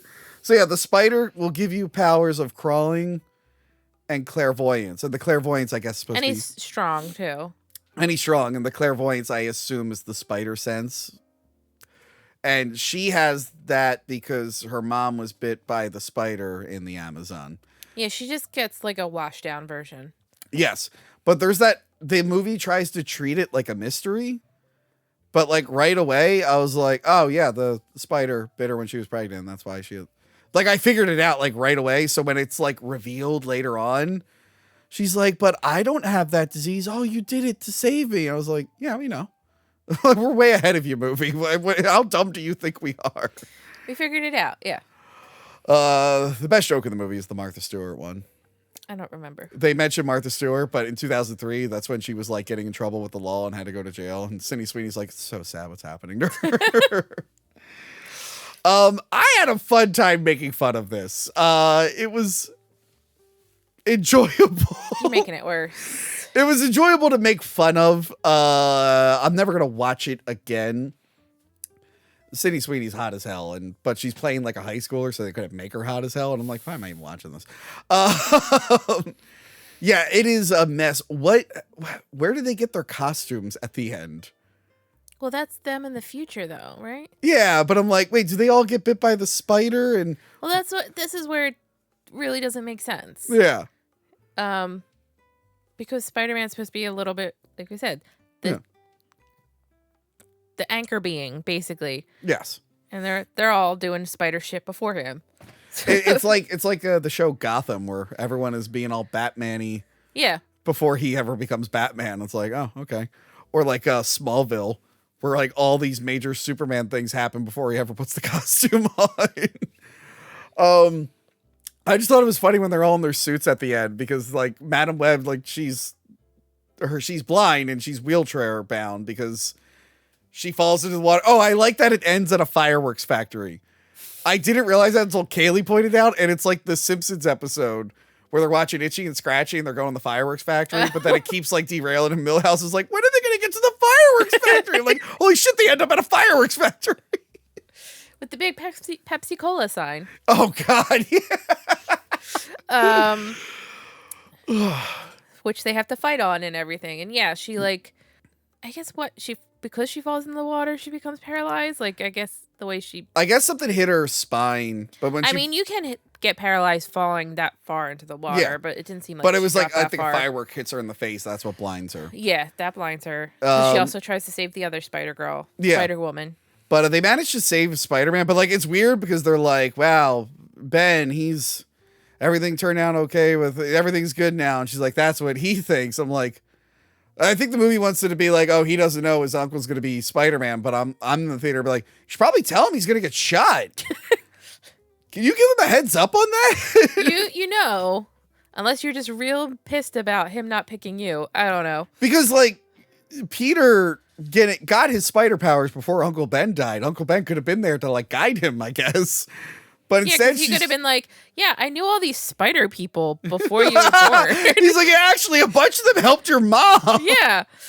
You're not the first spider My person. favorite moment is when Ezekiel is going to kill all of them, and then Cassandra drives the ambulance through the parking garage, but then he jumps up to get hit by it. And people pointed out, they're like, oh, if he just like stayed or went to the side, she would have just crashed and killed all of them. He actually jumped into the direction of it for no reason. He's like, no, we have to save Spider-Man.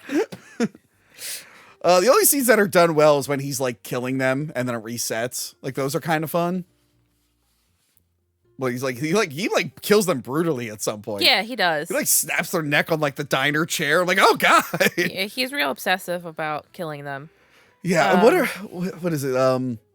Sydney Sweeney, she's got the Venom suit like this one, and she can shoot like laser webs. That's like her power in the future. And then the other one, Psionic webbing. yeah, and the other one is like a techno spider woman. So that is your lucky head. She's like the one that's Iron Spider-like arms as part of her suit. And then Isabella Merced, who is Anya Corazon. Yeah. She's from Alien. Romulus, and she's gonna be And she's Dora the Explorer. yes, she's gonna be. I think she's gonna be Hawkgirl in the new Superman movie. Oh, okay. Yeah. She's really... They're blowing up. Future visions of her show that she possesses similar powers to Spider-Man and has throwing discs that can come back to her. Yeah. Here's my thing. Yeah. I don't know who any of these Spider Women are. I know Spider Woman, the one who can fly, and that one. I mean, I recognize Maddie Franklin because she's part of the Into the Spider-Verse. Isn't she the one that, like, in the second movie, she's trying to, like... The pregnant one? Yeah. Yeah, okay. All right. That one, I guess. I didn't connect that those were the same ones. Can we talk about the costumes? How much footage do you think in the movie is there? Like, what is the length they wear those costumes total in the movie? It's got to be like 30 seconds, right? Yeah. Yeah. Probably less than. They put it in all the trailers, all the advertisements, everything. You're supposed to get really excited about, like, all this spider action happening. Yep. And it's not even like it builds up to them wearing it and then they have it for the finale. They don't even do that. It's just in the flash forwards. I would have liked if those scenes went on a little longer so we could have gotten some spider action. But there's nothing. I hate Ezekiel. He's the worst villain, I think, so far. Yeah, he's pretty boring as a villain. He's like, I have powers, but these three girls will challenge my power. And it's like, well, they kind of just live in New York and you just move and have your power somewhere else. He kills the girl from Crossing Jordan. That old lady he kills, that was the star of the show Crossing Jordan. Remember that show? Used to play on TV? Oh, yeah. She's also the lady from RoboCop 3. Okay. That was just a fun fact that happened when I was like doing the RoboCop 3 thing. I was like, what has this girl been in lately? I'm like, holy shit, she was in Madam Web. I had no idea. Who is his assistant? Oh, she's from Girls. Yeah, but I mean, like, is she like a spider character? Who the hell is she? And why is she working for him? I don't know if you put her on your list. But like she seems like conflicted about it the whole time, and then she never like. She's Amaria, a gifted hacker, and Ezekiel's research assistant. I don't really know if she's in there. So stupid. Yeah, she like does really nothing. You keep waiting for her to betray Ezekiel and help the girls, and then she just never does, I think. Yeah, she's Yeah. kind of like... I love at some point she does seem to have a conscience, and she's just like, ooh, I didn't realize they'd be so young. And it's like, okay. I didn't realize we were murdering people. I don't know if I want to do this anymore. Ugh. Yeah, remember. Oh wait, I love that. What's her face? She leaves the girls at some point. She's like, "Hold on, I gotta go," and she takes her stolen taxi cab, and then I guess she boards a plane to the Amazon and meets with that guy, and then like comes back and is still. Oh yeah, that part's hilarious. When She's it's like, just "Hold on, I gotta go to the Amazon for like a week." and it's like really, she left them in the woods, and it's like, oh, you've been gone for like 2 days, and I'm like, no, this timeline's not matching up very well, but okay. Remember when she taught them CPR and they framed it very erotically? Do you remember that scene? I do remember. Yeah. I remember watching that. I'm like, I feel uncomfortable.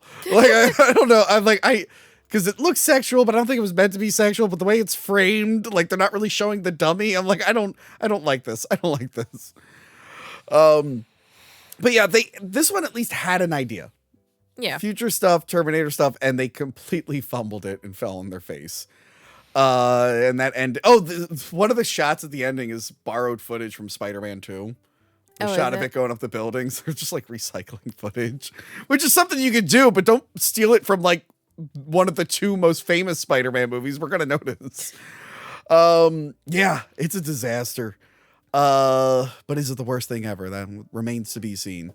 We will. People really didn't like it though. I just realized oh, you're figuring it out in the future. I think I have my answer. We'll wait. I just realized they released 3 of these things in 1 year. Damn. This has been a busy year for the Sony Pictures Marvel Universe. It goes down so easy. So yeah, the more I talk about this movie, the more I realize it's a disaster. What are your final thoughts on Madam Web? I think it's a fun disaster. Yeah. Like, it was so bad that like you could have fun watching it and just being like, what is going on here? This doesn't make sense. But you know what? It's cute. I said it in my review and like the commentary. I'm like, it's cute. Like they were trying to make a movie and they didn't do a good job. But I hope someone had fun at least. But yeah, that's Dakota Johnson didn't, but somebody did. So Dakota Johnson definitely didn't have fun. Maybe Emma Roberts said she liked the movie. She's like, I thought it was fun. I think the internet memed it. I did like Sydney Sweeney on Saturday Night Live. I mean, I actually watched Saturday Night Live, but I saw the part of the monologue. She's like, you might know me from this. And she's like, you might not know me from Madam Web. I would see a Sydney Sweeney Spider-Woman movie. I'd probably see all 3 of them in the Spider-Woman movie. I actually was just like, can we just get a Spider-Woman movie? Do we have to do this weird time travel thing? I don't think we're going to see Madam Web ever again. At least not played by Dakota Johnson. No.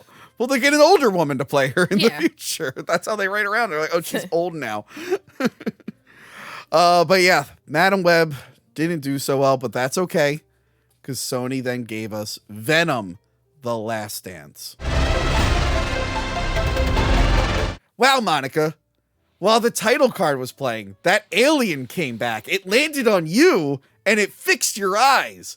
But you were in a match, so it jumped back to me. It didn't fully fix my eyes because I still have glasses. Well, it just made you not blind. It didn't fix your vision. Yeah. I mean, the alien was really eager to get back to me. But I thought you did some science stuff and got rid of it. I guess it left a little piece behind and it came back. Like on a cockroach somewhere and... Yes. Oh my God, I forgot. Okay, yes, that is how it is. Yeah. But this is timely because we got to talk about Venom. Yeah. The Last Dance. Venom's back, baby. He's back in the movies and he's back to his own universe and he's tired of that multiverse shit. That he lasted in for 2 seconds. He's back. This time he is being hunted by his creator, the creator of the symbiotes, Null, who is imprisoned. And he is sending his new monsters, who I'm sure have names, to all over the galaxy to find the Codex, a thing that will release him from his prison. And something that we are just learning about in the 3rd movie. Yes. And apparently Venom has it because when a host dies and a symbiote brings it back to life, that unlocks a codex, apparently. Okay. It's very convoluted.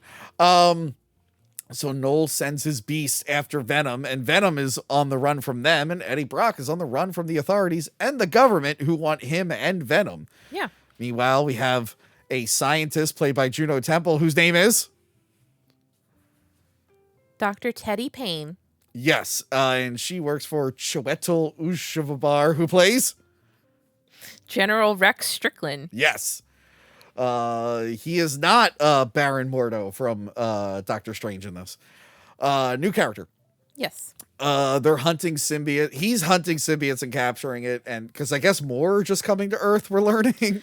Yeah, that part's unless I wasn't paying attention, but that part wasn't very clear on like how There's more now. It's like a meteor shower happened and they all just started coming down. Like, But remember, the threat was that Riot was going to bring them all back and take over the world.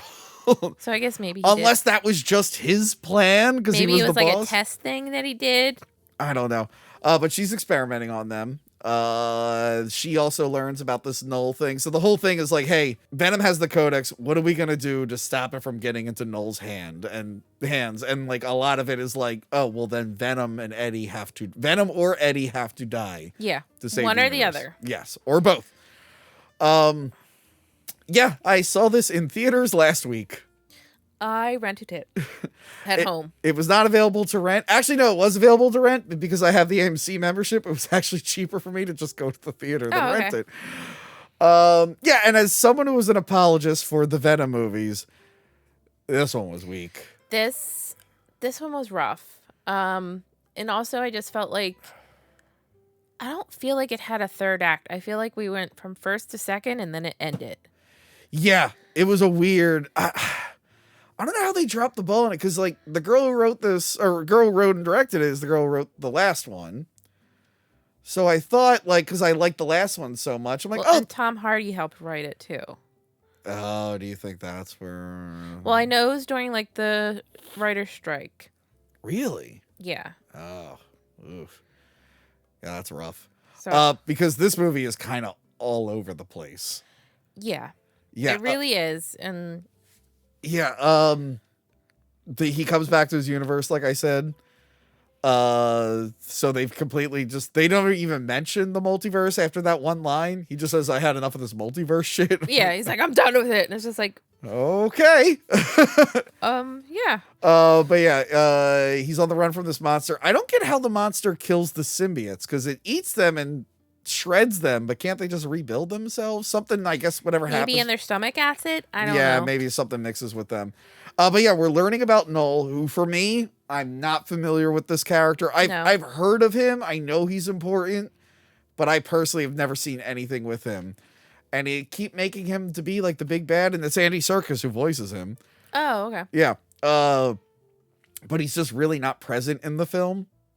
No, they set him up in the beginning, and it's just like, oh, because the symbiote that's taking over Patrick Mulligan. Yeah. He tells them about it, and he's just like, oh, we imprisoned him on our planet. Yeah. And he's trapped there, and he just needs his codex to be able to be free. And you don't really see him. He's like hidden. He's kind of got like his whole emo thing going on. He looks like a white-haired Morbius. He does. He does. So I guess they borrowed some of the CGI from that. And then it's nothing. Oh, he makes an appearance again at a certain point in the movie where he's like, his little, what are they, caterpillar monster I don't know what things? they're called. But yeah, he sends them once they're alerted that the codex exists. He's Sends like, them. go. And like they open all these portals to go to Earth. Yeah. So somehow he can get them to go, but he can't get out of his chair. He's like fused to the sword in the chair. But yeah, that's the problem. So like the film doesn't really, like, he's the main bad guy, I guess, but he's not present. He's kind of like, you know, the first two Star Wars, you could say like the Emperor's the big bad, but he's not present in the story. Yeah, he's just kind of peppered over the So story. then like your bad guy are just these, and granted, it's not just a palette swap version of Venom. Don't worry, there's plenty of that, but they're the good guys. It's just these monsters that have no personality or anything. You're like, oh, okay. Yeah, they're just little worker soldiers, basically. I guess. And they're like stalking him. They can only see him. They can only see the Codex when he's in full Venom form. Yes. That's like the thing. So they're hunting him. I love that they're hunting him in Mexico. And we're seeing that the government is using camera. I caught this in the theater. The government is using like all these security cameras to monitor everything.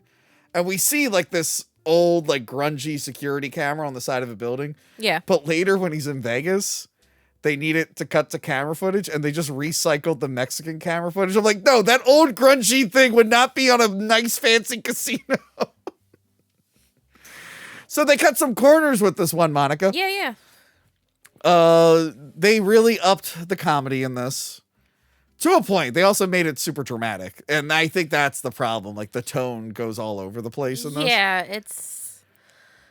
it's too over the top with the comedy. And then I guess too dramatic. I wouldn't say it's too dramatic. It's just like they're trying to be dramatic. I don't. It's a little overly dramatic. He's not Venom much because the story won't allow him to turn into Venom. Yeah, because that's the problem. They can't. Yeah, but he keeps like coming out and like talking to him. I do like when he's just looking around when they're walking after they parachute when they fall off that plane. That was pretty funny. Although I'm pretty sure they killed everyone on that plane. I had that question too. I was just like, we don't ever find out if they survived, right? The people on the plane. Pretty sure. Like, there's no news stories or anything like in the background to be like, oh, this plane had a malfunction, but everyone survived. We got the plane down. I was like, for people who really care about like others' lives, like Venom's just like, fuck it, I'm out. What did you think the running gag that he keeps losing shoes? I don't know. Tom Hardy just keeps losing shoes and gets new shoes and he keeps losing them again. I don't. That's like a recurring gag. They did the rules of 3, I guess. They did it 3 times, but I was like, okay. You know, it was very distracting No. when he gets picked up by the hippies and one of them is the lizard, but it's not the lizard. He's like a new character. And I'm like, oh, Yeah, that's he's the Martin lizard. Moon, a hippie and alien enthusiast. Yeah, but I'm like, you're the lizard. You literally voiced the lizard a few But movies that's ago. another universe. I guess in this universe he's a hippie. Yeah. I actually would have liked if it was Dr. Connors, but in this universe he's just a hippie. Yeah, they could have done that to like make the joke about like the multiverse. Yeah, because I don't think they're doing Dr. Connors again. No. Yeah, I like him in Vegas with Miss Chen. They have a dance. She just happens. You like that? She just happens. I love how like over the top and convenient it is. She just happens to be there. She happens to be on a winning streak. It happens to have a penthouse. And Venom's like, I'm gonna dance one more time. They really made. I don't know if you saw what they were doing to promote this movie. They were putting Venom like on TikTok and stuff into like classic memes. There was like these classic viral videos, but suddenly it would be Venom, and then he was on Hot Ones. Oh, I remember the Hot Ones. They were doing like they really just double triple down on the comedy stuff. Yeah. But for whatever reason, it didn't work as well as it did in the second one. No. This, I hated that dance. I thought it was funny. I hated it so much. I was like, there's no point to this. Speaking of characters who really don't have a point, the science ladies. So Science ladies. Juno Temple, Dr. Teddy Payne. yes. Her thing is her brother wanted to go to space, but they were running on the beach and lightning struck her and went into him and killed him. Yeah. And now her arm is paralyzed. Yes, and she needs the symbiote. She's kind of like a good version of the guy in the first one. Although she is like a little morally gray 'cause she's like so obsessed with the aliens. Her thing is like, I need to like go to space to honor my brother. And she works at Area 51, Yeah. which they're dissolving with acid for some reason instead of just blowing it up. Although they blow some stuff up and then they dissolve some stuff with acid. But she's underneath Area 51. That's where the real lab is. And she works with Christmas Doctor. What's that name? It's like something Christmas. Sadie Christmas. Sadie Christmas. Okay, I'm going to ask you a question. Yes. Because I feel like this is what happened in Ghostbusters Frozen Empire. Do you think they were lesbians in a relationship and they cut it in post? No. Really? I feel like the way they were acting and the looks they were giving, I'm like, are they in a relationship? I thought they were going to be like, I thought Sadie Christmas was going to like screw over Dr. Payne. Oh, really? I thought they were like in a relationship. That was kind of the vibe I was getting. I mean, she she's was still like, gonna. she was sneaking around a little bit and like doing some stuff, and I thought like I mean, maybe... she still could have liked her, but it's like, oh, I think she's going too far. Because Sony and like Columbia, whatever, they did that. I don't know if you saw Ghost Frozen Empire, but like the two girls, like the ghost girl and the girl, like it's clearly a love story that they like got cold feet and trimmed out. I'm watching Venom Last Dance. I'm like, did they do it again? Did they get scared again and cut it out? Because that character is just bizarre to me. I'm like, what is she really doing here? We never really get to hear her whole story. Why I don't know. It felt like it was supposed to be a bigger character, but we really get no information on her at all. And then, what is it, Madigan? Mulligan. They set up at the end of the first one that a symbiote fuses with him. And then they bring him here and they're like, yeah, that symbiote left him. So we're going to put a different symbiote in him. Like, why are you complicating this? This movie overcomplicates things. Yeah. And I'm like, no, he already has the symbiote in him. Just do that. This is stupid. Stop doing that. So yeah, there's like action beat here, action beat there. They're fighting the monster here and there. And then it ends, like you said, it just kind of like skips to the big finale. Yeah, it was really weird. I was just like, oh, it's over. Yeah, and the one guy is like prejudiced against the aliens, and then he works with them at the end. But yeah, all the symbiotes get released. And again, remember, if you're not a match, it was supposed to like kill you or make you sick. They just got rid of that. Everyone's a match, apparently. Yeah. And I don't know, I know Toxin, the green one, is a character. I don't know if any of these are legit Venom characters. I think the one that Dr. Payne has, like, is the lightning one. Okay. So I get that she was experimenting on the symbiotes. I'm like, wait.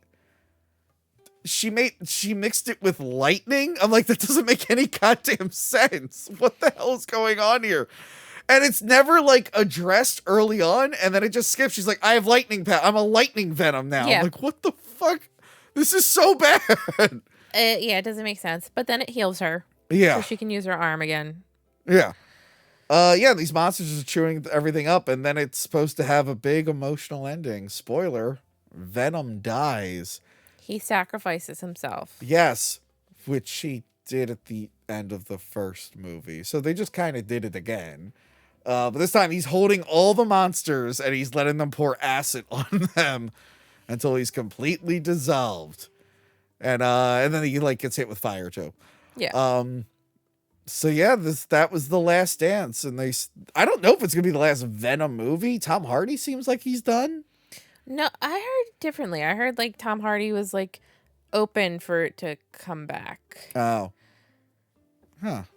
But maybe. I don't know if that was before everything that happened, and then he's just probably gonna be like, whatever. I don't know. I know this one, even though it was making money its entire theatrical run, but still made less than the previous two. Mm.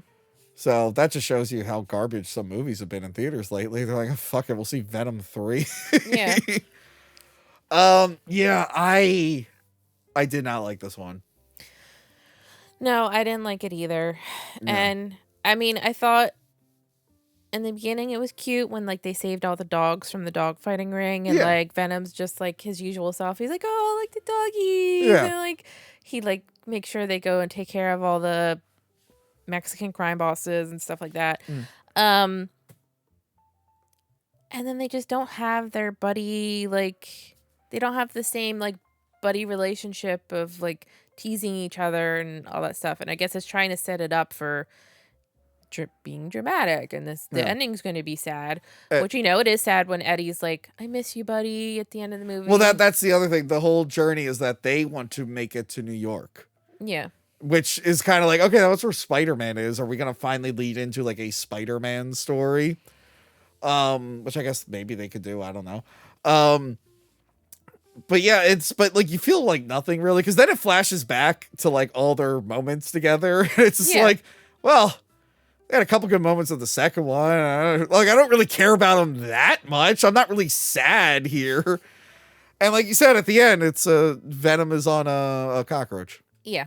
He goes through so many animals in this. He's a Venom horse, a Venom frog, a Venom fish. Oh, yeah, we're going to talk about the horse. But... Yeah, and then the the end credits are just like, while the credits play, it's different Venom animals. Yeah, squirrel, kangaroo. I like the Venom elephant. That thing was cool. I wanted to see a Venom elephant.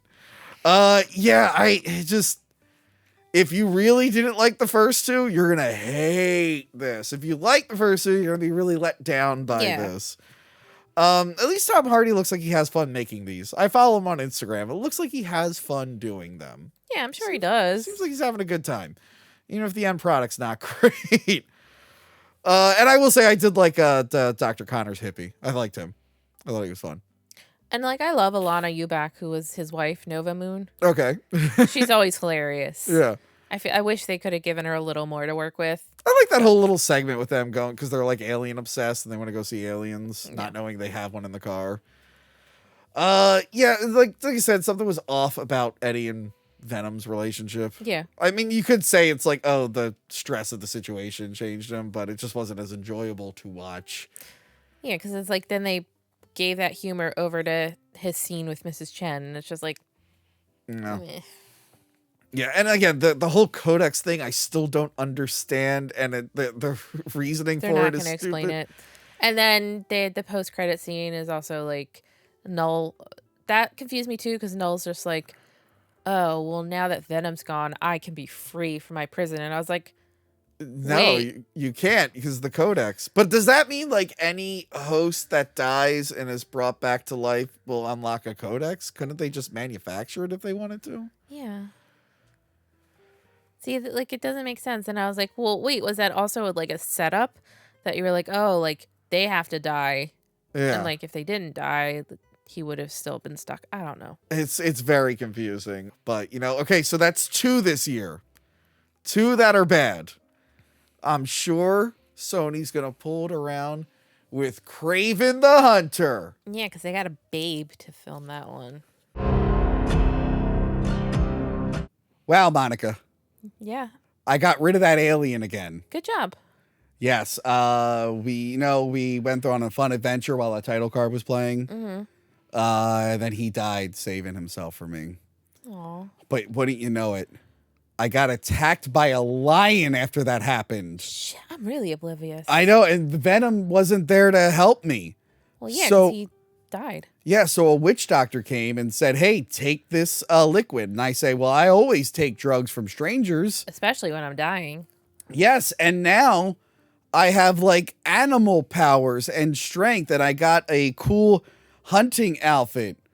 It's a more toned down casual outfit because I couldn't find It's one. cold out, too, you know. Yeah, and I also couldn't find one with like a furry collar. I really looked for a vest or a coat with a really furry collar, so we're just gonna have to go with this more toned down, relaxed version of this that's fine. hunting outfit. So yes, Kraven the Hunter. Yes. I've said this a few times throughout the years, but I'm gonna say it here because it's finally the episode. I love Kraven the Hunter. When I watched the cartoon, that was my favorite Spider-Man villain. And I'm glad I have that figure over there now. He's just a crazy Russian guy, wears a lion. He wants to hunt things. Yeah. He's funny and awesome and loves the environment, I guess. And Monica, I always wanted to see him On the big screen. on the big screen in a live action movie. Mm-hmm. Fighting Spider-Man. That was the thing I wanted to see most. And you can actually apply this to a lot of these movies we just talked about. Oh, wow, Michael Morbius, he would be cool to see in a movie. Fighting Spider-Man. Yeah.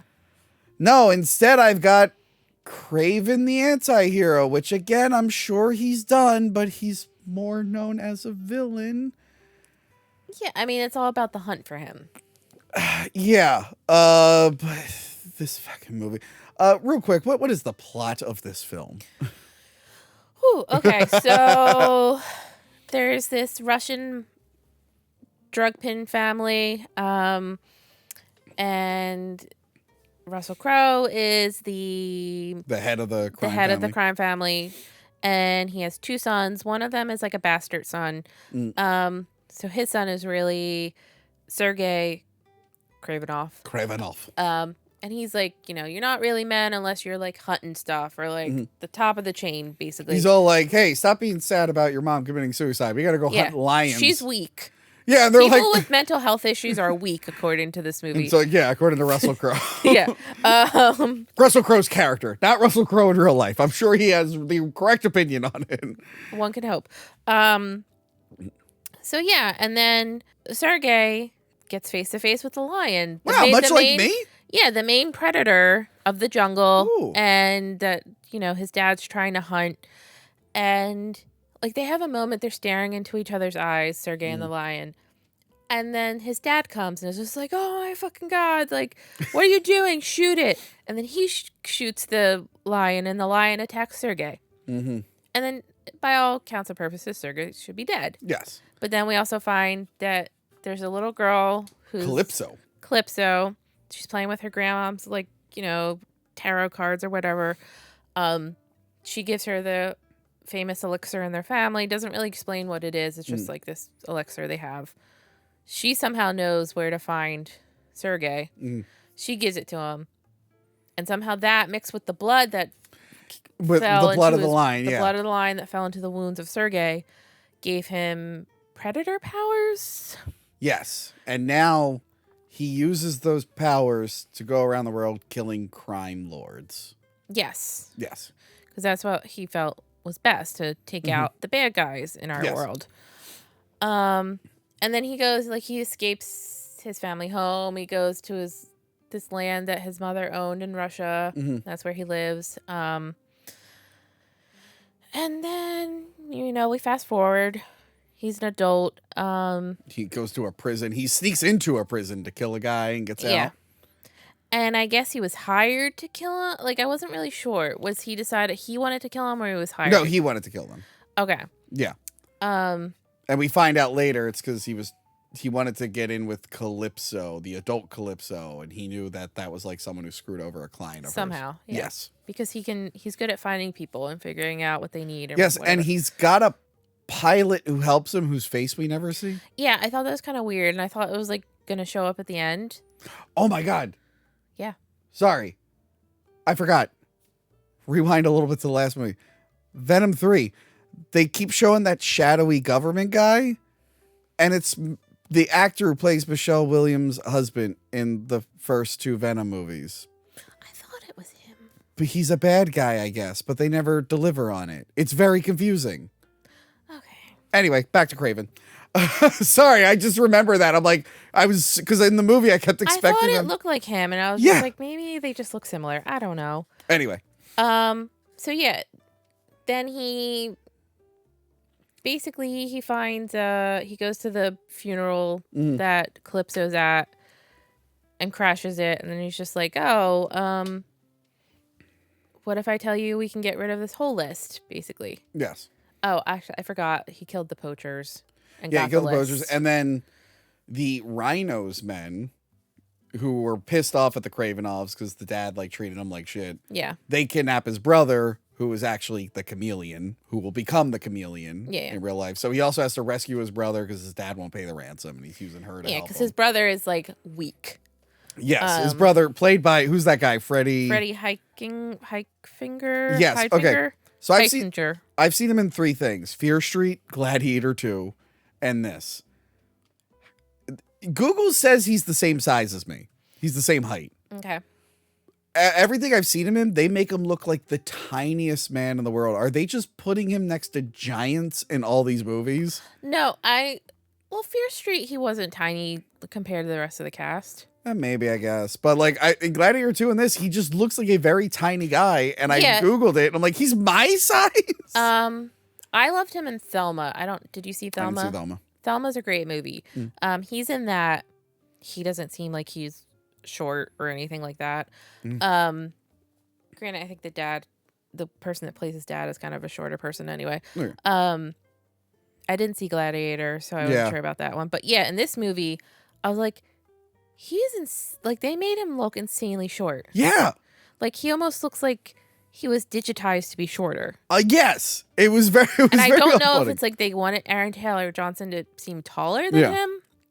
I don't know his height, but it is a problem for the end of the film, the surprise at the end. Yeah, that was yeah. But yeah, so the Rhino has his brother and he has to go on this whole revenge mission. And Rhino, he has, once again, he's somebody who has a condition. Mm-hmm.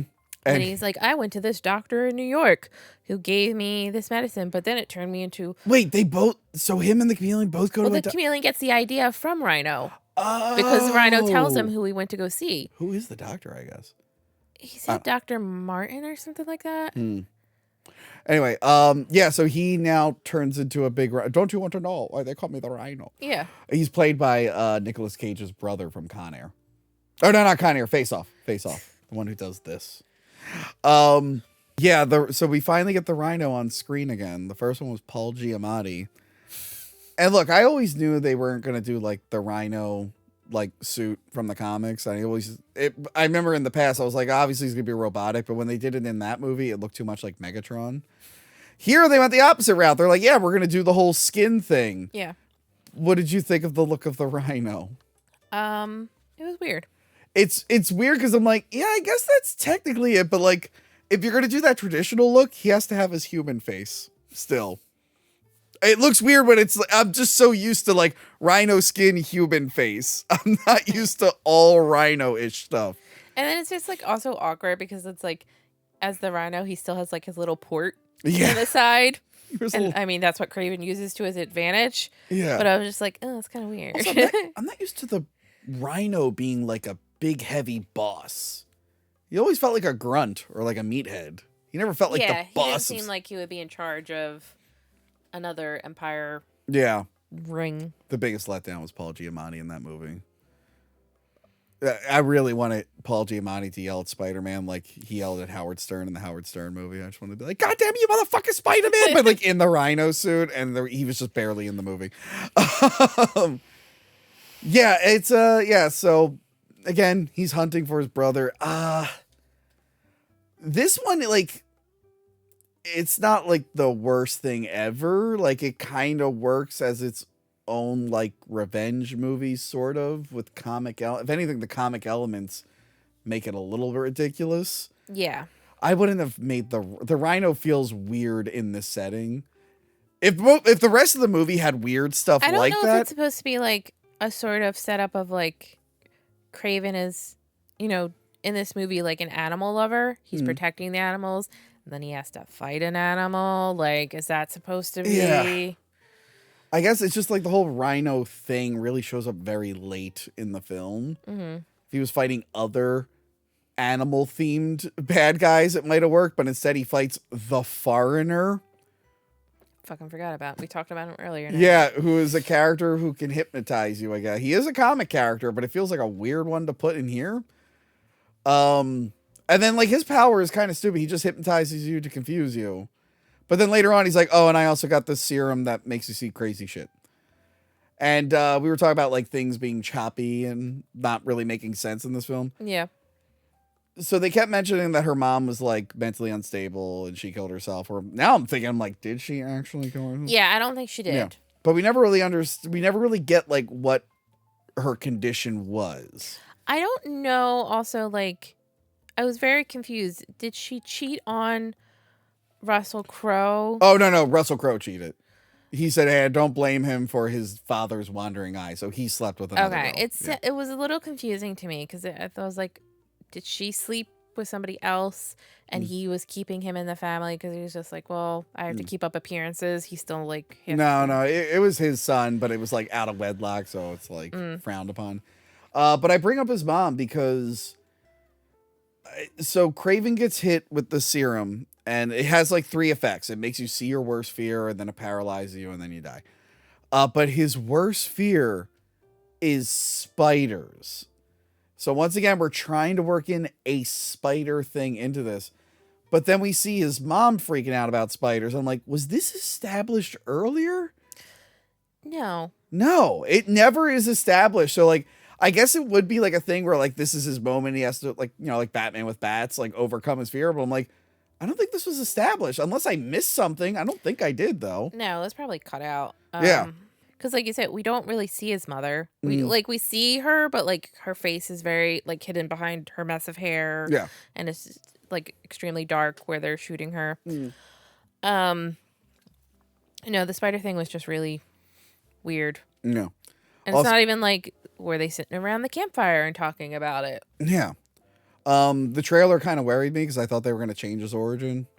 Because the trailer just showed the lion biting him and then him having lion powers. I'm like, yeah. that's not it. It's the potion thing. Which is funny because I was watching the cartoon. So Calypso's not in, or at least she's not in the first initial episode. Like her character is kind of changed into a new character. Okay. But she's like, yes, I was with him in the jungle and he was attacked. Or like before he was attacked, I just came across a random guy who was like, here's a potion. It's strong. Don't use it. And then conveniently Kraven got attacked and I went, okay, I'm going to give you the potion.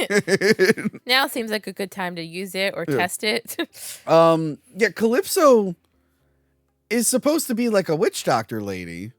And She's that's supposed to be like a voodoo priestess. Yeah, which is what her grandmother is in this movie. But she's not that. But then she's like weird at the end because she's like, I know bow and arrows because I took archery. And then she's like, you don't know a lot about me. I'm like, Well, it's implied that like her parents were very rich too, Yeah. and like they were both lawyers. So like she probably got certain private school education. yes. But it implies that like she made it seem like she was like up to shady stuff or something. I don't know. But yeah, her character never really felt like Calypso to me. Yeah, because in this movie she's like becomes. You see her first when she's a little girl, and then we meet her again when she's like a lawyer at this big London law firm because she wasn't gonna do it in America. I forget the reason she gave for like not in America. No. So she could conveniently be near Kraven. That's what it was. I guess speaking of Kraven, how'd you feel about Aaron Taylor Johnson? Listen, Aaron Taylor Johnson's a beautiful man. He is gorgeous. Yeah. His scenes without a shirt are great. Maybe not the end one because that one was corny where he like puts on the vest and Oh, he God sits in damn the it. chair in front of the mirror. Oh, you mean the image they use for all the promotional material? Yeah. I'm like, that's a little awkward. But I mean, like I said, he's a good looking man. And he's a great action star. He is. I was kind of down on him for a bit. He was really bland in Godzilla. And he was very bland in Tenet.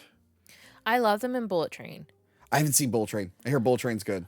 Him and I'm blanking on the guy's name, but the one that plays like his brother. They're the best part of the movie to me. I gotta finally watch it. It looked really fun. Yeah, I think it's like on Netflix or Yeah. something. But no, it's a really fun movie, and it's one where he's an action star, and like you get to see him being an action star. And then he's in Fall Guy. Yes, that I saw. He was great in it. He was great in it. And he was the asshole, but he was like, you know. So I've grown to like really because I liked him in he's like Kick Ass. I liked him in Kick Ass, and I think he just got like there was like a period where he was just very bland, and now he's got a little more charismatic.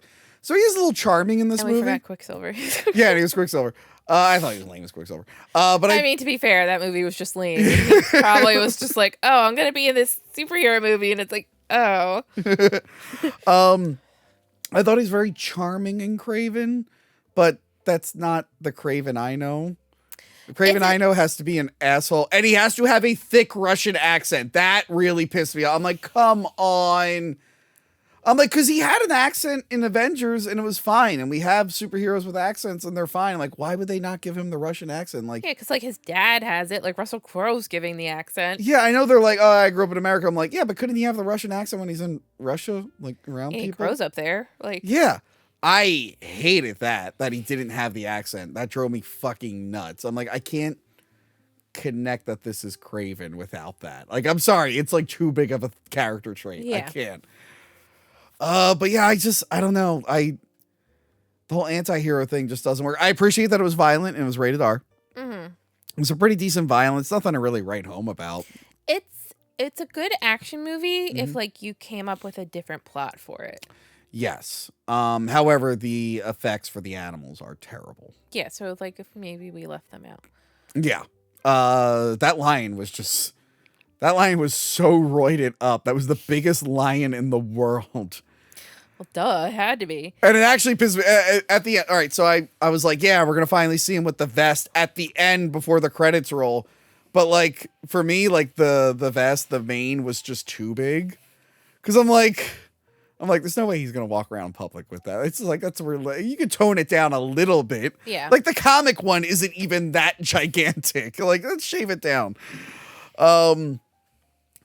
Yeah, the action's like you said, the action's like okay. the Rhino kind of sucks. I feel that guy was like trying to do the best that he could with what he had. Yeah. And he had like weird character traits. Like, remember when he's just like, oh, the hit didn't work, and he goes, ah, ah, ah, he like squeaks. I was like, is he okay? Like, what the fuck is going on? He's all dorky with his backpack. He like threatens his dog at one point. I know, and then he was just like, no, it's okay. It's okay. Yeah. I forget the dog's name, but like, it's okay. But I feel like there's like no one is like shocked when a Rhino Man shows up at the end. That was the weird part. Where it's like, wow, you've seen nothing like this the whole movie. Like, I know there was that psychic dude with weird eyes, but like, that's a Rhino Man, and no one's going, oh my God! And I'm like, how common is it in this universe? Yeah. And then, I mean, also nobody freaks out about seeing Dimitri when he morphs into Chameleon. Oh, like, God. Yeah. Okay, so we can talk about that scene where, like, so we're skipping over the fact that Kraven kills his dad, basically. Yeah, it turns out, so the whole plot, like, because they found out, like, someone leaked Kraven's info to the Rhino. Yeah. So we find out that because his dad didn't want to pay the ransom because it would make him look weak, but he had to get rid of the Rhino, and he knew only his son would do it. He, like, set the wheels. This is the best part, too, is that Kraven, who's like, how did you know it was me? And it's like, well, your fucking name was Kraven the Hunter. And your last name was Kravinoff. Yeah. And like... He's like, only my son could do that. Yeah, only my son could be a predator like that. And then he has his dad get killed by a CGI bear. Yeah, the CGI bear was bad. And I was also curious because like he's at a campsite where it's clearly other people were. Yeah. But nobody's there. Maybe he killed them. Maybe we missed that. Yeah, it's... Yeah. It would have been nice if they, like, you saw some blood splatter on, like, the tents or something. So you're like, oh, like, that's what happened to them. Also, like, what you're about to say, but, like, leading up to this, like, they always show that his brother is mimicking people's voices. Yeah. But it's literally just ADR. And they like, he's like a chameleon. He's like, again, how I said these feel dated, this feels like a superhero movie from, like, 15 years ago, where they are, like, winking and nodding a little too much. It's like, no, we've adjusted to these kind of worlds. We don't have to do that too much. But yeah, that's what happens with him. So, yeah, the brother, he always goes to see his brother on his birthday. Now Dimitri, like, so we've seen Dimitri singing at his dad's club previously. Because that's all he can do in life is be a club singer, I guess. Because before he was, like, weak. Yeah. And now he's just... So he's talking to his brother, and he's, you know, he's got all this newfound confidence and stuff. And he's like, yeah, it was great. I went to go see this doctor in New York. And I was like, well, yeah, clearly you went to go see the doctor that the Rhino saw. And he's like, he really helped me. And I was, like, trying to pay attention to the scene of, like, did he get his finger back, like, to show, like, he grew it back or not? Yeah. Or not. But, like, they were always kind of weird with, like, showing his hand. So I was like, but then they're like, he's clearly leading the drug empire now, and Kraven's just like, what are you doing? You were going to leave this behind. Yeah, we're not going to follow in our father's footsteps. Like, that's you, not me. Yeah. And then he follows him out into the, like, street, and they're, like, walking along. And that's when, like, all of a sudden, like, Dimitri's in front of Kraven. Kraven goes and grabs his shoulder, and he turns around, and it's tiny Aaron Taylor Johnson. And it's so fucking weird. It's so weird. And the weird part is that you're right. He has all this confidence. He's like, I could be anyone. And I'm sitting there. I'm like, yeah, if they're like 4 foot, I guess you could. I mean, like, we couldn't have depending on what country you are, that's probably easy. But like, depending where you go, like, yes, I'll turn into this person. People are going to be like, yeah, that person's not that tiny.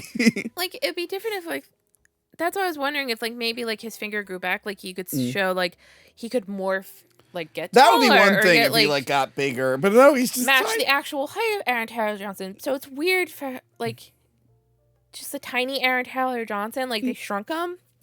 I did appreciate that it was, like, because that's what it was in the I feel like some comics, he has, like, masks and stuff. They did the straight up cartoon where it's like he goes to the white face and it flickers into another face. It kind of looks like Morph. Yeah, it did look like. I mean, that is what he looks like, though. Yeah. Yeah. But, like, that's what I thought of at first. Yeah. And he's walking, like, in this crowded space, and nobody sees that. I know. Like, he's around. It's not even, like, a subtle thing. It, like, literally, it has to turn into the white face and then turn into another face. Yeah. I'd be like, oh, my God, were you an alien? Did anybody else see that? That guy's face just like turned all pale and glowed, and now he's a different guy. He looks like that guy, but smaller. What is going on? What am I on? Yeah, so that threw me off at the end. This movie has a lot of scenes. I don't know if we mentioned during the episode, but like this is like the worst offender, I feel, where it cuts to a wide angle and there's ADR. Like they were writing things in post and they were like dubbing things just to make the plot make sense. There were so many scenes like that where they're dropping information. They also did a thing where they added in quippy stuff, like quippy jokes. The new Roadhouse did that. The new Roadhouse was like almost okay, but the fights were terrible. They were like too digital. But then they would add in like weird one-liner jokes, and I'm like, look, it's fine. Like Joss Whedon did that, and I know people like that, but like he did a good job of writing it. And everyone's like trying to. I mean, it works sometimes. Some people can do the quips, but it's bad when like someone is trying to imitate those kind of MCU quips and it doesn't land as hard. That's how I felt about this. I'm like, no, this kind of sucks. I hate the whole point to the vest at the end is stupid. Because it's made of the lion that gave him his power, but like it's a gift from his dad who he hated, and the way the whole movie's been, he would have been like, I don't want this. It's from my dad. Instead, he's like, yeah, I'll put this on shirtless. Ooh, I look good. It's like, wait, you hate your dad? Yeah, and it's like you felt bad for the lion too. So like I feel like I wouldn't be wearing that. It'd be like, one thing if he decided to take it and make it. Yeah, but like the whole point of like this movie so far is like he's been protecting the animals that like were on his land. Well, it was already dead, and it's the thing that's responsible. I could see him choosing to be like, I will honor this by wearing it. But instead he's like, my dad made it for me for some reason, and even though I hate my dad and reject everything about him, fucking good. I look really fucking good in this thing. I'm just gonna stare at myself. But that's the thing. Most of the movie, he's just wearing jackets like this. Yeah. And I'm like, okay. I'm like, this doesn't really look like Kraven. He's wearing a vest, but I'm like, you want the lion. You want the lion vest. It's kind of like, again, you could have toned down versions of comics like Morbius. Like, that's what he wears in the cartoon. That's kind of what he wears in the movie. But like in the comics, he does have like a leotard. Yeah. I understand them not using that, but like, you can work around it. But Kraven's like, no, you need the lion face. Like, it's not Kraven without the lion face and the angry Russian accent. He should also have ballerina shoes like he does in some versions. Yeah, I feel like we should have seen him taking some classes when he was a kid, and you could be like, oh, that's why. But yeah, it's not like a complete disaster, but it is just dull. Yeah. It's another movie where I was just like, oh, okay, this is over. Yeah, I think you texted me saying that was a movie. Yeah. And I literally had texted someone else the day before going, that was a movie. Oh, no, I think I told them Venom 3 was a movie, and then I was like, Kraven was even more of a movie. It's a movie. It's got some very, like, jarring things, like the rhino and whatnot, but other than that, it's just kind of generic superhero. Yeah. Yeah. The Foreigner's weird. I don't like his inclusion. Yeah, that was just felt like a weird villain to throw in there. It was something extra stuffed in there. Yeah, it was like, how many characters could we... It was someone for the girl to kill. Oh. There you go. There you go. Yeah. We need her to kill a bad guy. I'm like, okay, all right. I mean, like, she could join in the fight with the rhino. I'd be fine with that. What if she gives herself the potion? Who knows? She could do it. Yeah, it's just like... Oh, and yeah, she saves Kraven again. Yeah. She gives him even more potion. Yeah. Yeah. Why does she never take it herself? I don't know. Maybe she's not allowed. Maybe it's a family thing. They're not allowed to do it. I don't know. But I guess how people felt with Venom being let down, this was me. I'm like, man, I really want to Kraven. I'm like, this is not what I wanted at all. At all. So if you're a Venom fan, you were let down. You're a Morbius fan. If you're a Madam Web fan, you don't actually exist. Shut up. But Kraven fans like me, I'm just like, nope, this isn't it. And they're talking about how they want to adapt Kraven's Last Hunt. I'm like, how? How do you adapt that in this universe? Doesn't make any fucking sense. But yeah, I think I've said all I could say about Kraven. How about you? Did you have more? I need one of your fans to, if they're going to go see the movie after this, please let me know if I was crazy or not. And when they're in the beginning, when they're going on the safari hunt, does Dimitri's bag hit the guide's face.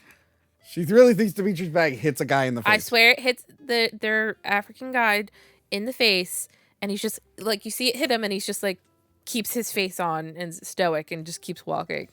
I love that they're like, how are we going to show the rhino is young? They're like, give him long hair. Give him like a long hair wig. This is him in his younger days. Oh, man. Yeah, I guess, Monica, we're finally here. Yes, we are. We're finally at the end. That was a very long discussion. It was a very long I am ready for bed. I am too. Sorry about that. Yeah. What is the worst Sony Spider-Man spin-off movie? I'm gonna have to go with Morbius. I 100% agree. Yes. Morbius is just void of anything good. No, it's It's the most boring. Like you said, it was like Jared Leto was just like, well, I did Joker, people didn't like that, so I'm gonna throw myself into this character, and it's just like, no, it's not working. Venom, you get some decent comedy stuff, Yeah. some fun action scenes. Like the last movie wasn't that great, but like the other movies could carry. I mean, it was almost Venom 3 because it was such a shit show. But no, Morbius was just more dull. Yeah. Rewatching it before this, I'm like, oh, it's this one. Madam Web is just fun to make fun of. Not too much. Like it's not going to be like a cult classic. No, but Yeah. like it's still, it has its own like charming bits here and there, and it's just kind of fun. And because I saw it on Valentine's Day, in a way, it felt like they were my dates, so I can never betray them. Okay.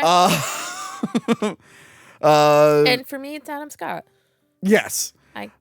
And then, like I said, Kraven, it's a mediocre action film that you would watch on Netflix and tune out. Like I said, if it was any other action film, and he was just Aaron Taylor Johnson was somebody who was on a revenge mission, and maybe he didn't have all these crazy powers, but he was just like super strong and athletic, it could work. Yes. But as Kraven the Hunter, and throwing in all these other different Chameleon and Foreigner and Rhino, it just becomes a lot. Chameleon, I guess it makes sense because that is his brother. A Rhino would have been, if Rhino was like a bad guy was using the Rhino as muscle, it probably would have made sense. It was weird that Rhino was the guy. I'm like, nah, I don't like that.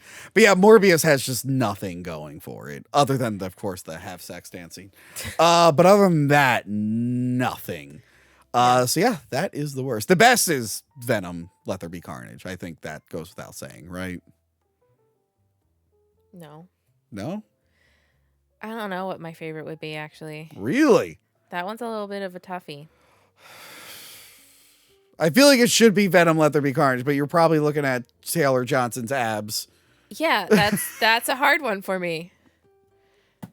Listen, he is a fox. You're not going Madam Web? What about girl power? You're like, even I have my limits. Sorry. Listen, I am all for girl power, obviously. But but the whole Amazon stuff and some of the things that happen in that movie, you're just like, okay. All right. Anyway, that is it from us. Thank you, Monica, for doing this. You're welcome. This was a lot of fun. Last episode of the year. Aww. What a year we had. Whew. It was a great year. It was a great year. And let's hope we have many more reviews to do in 2025. Yes, I've been planning the list. We got a bunch on the way. So like, share, subscribe, join the Patreon. Remember, episodes go up early. Probably not this one because it's going to be a bitch to edit. But it's going to, maybe it will. Maybe it will go up early. Yeah, so check all that out. Thank you for being with Hack the Movies this year. And come back for next year. We got more stuff for you. All right, goodbye. Remember to like, comment, and subscribe. Check out our other videos and Patreon page.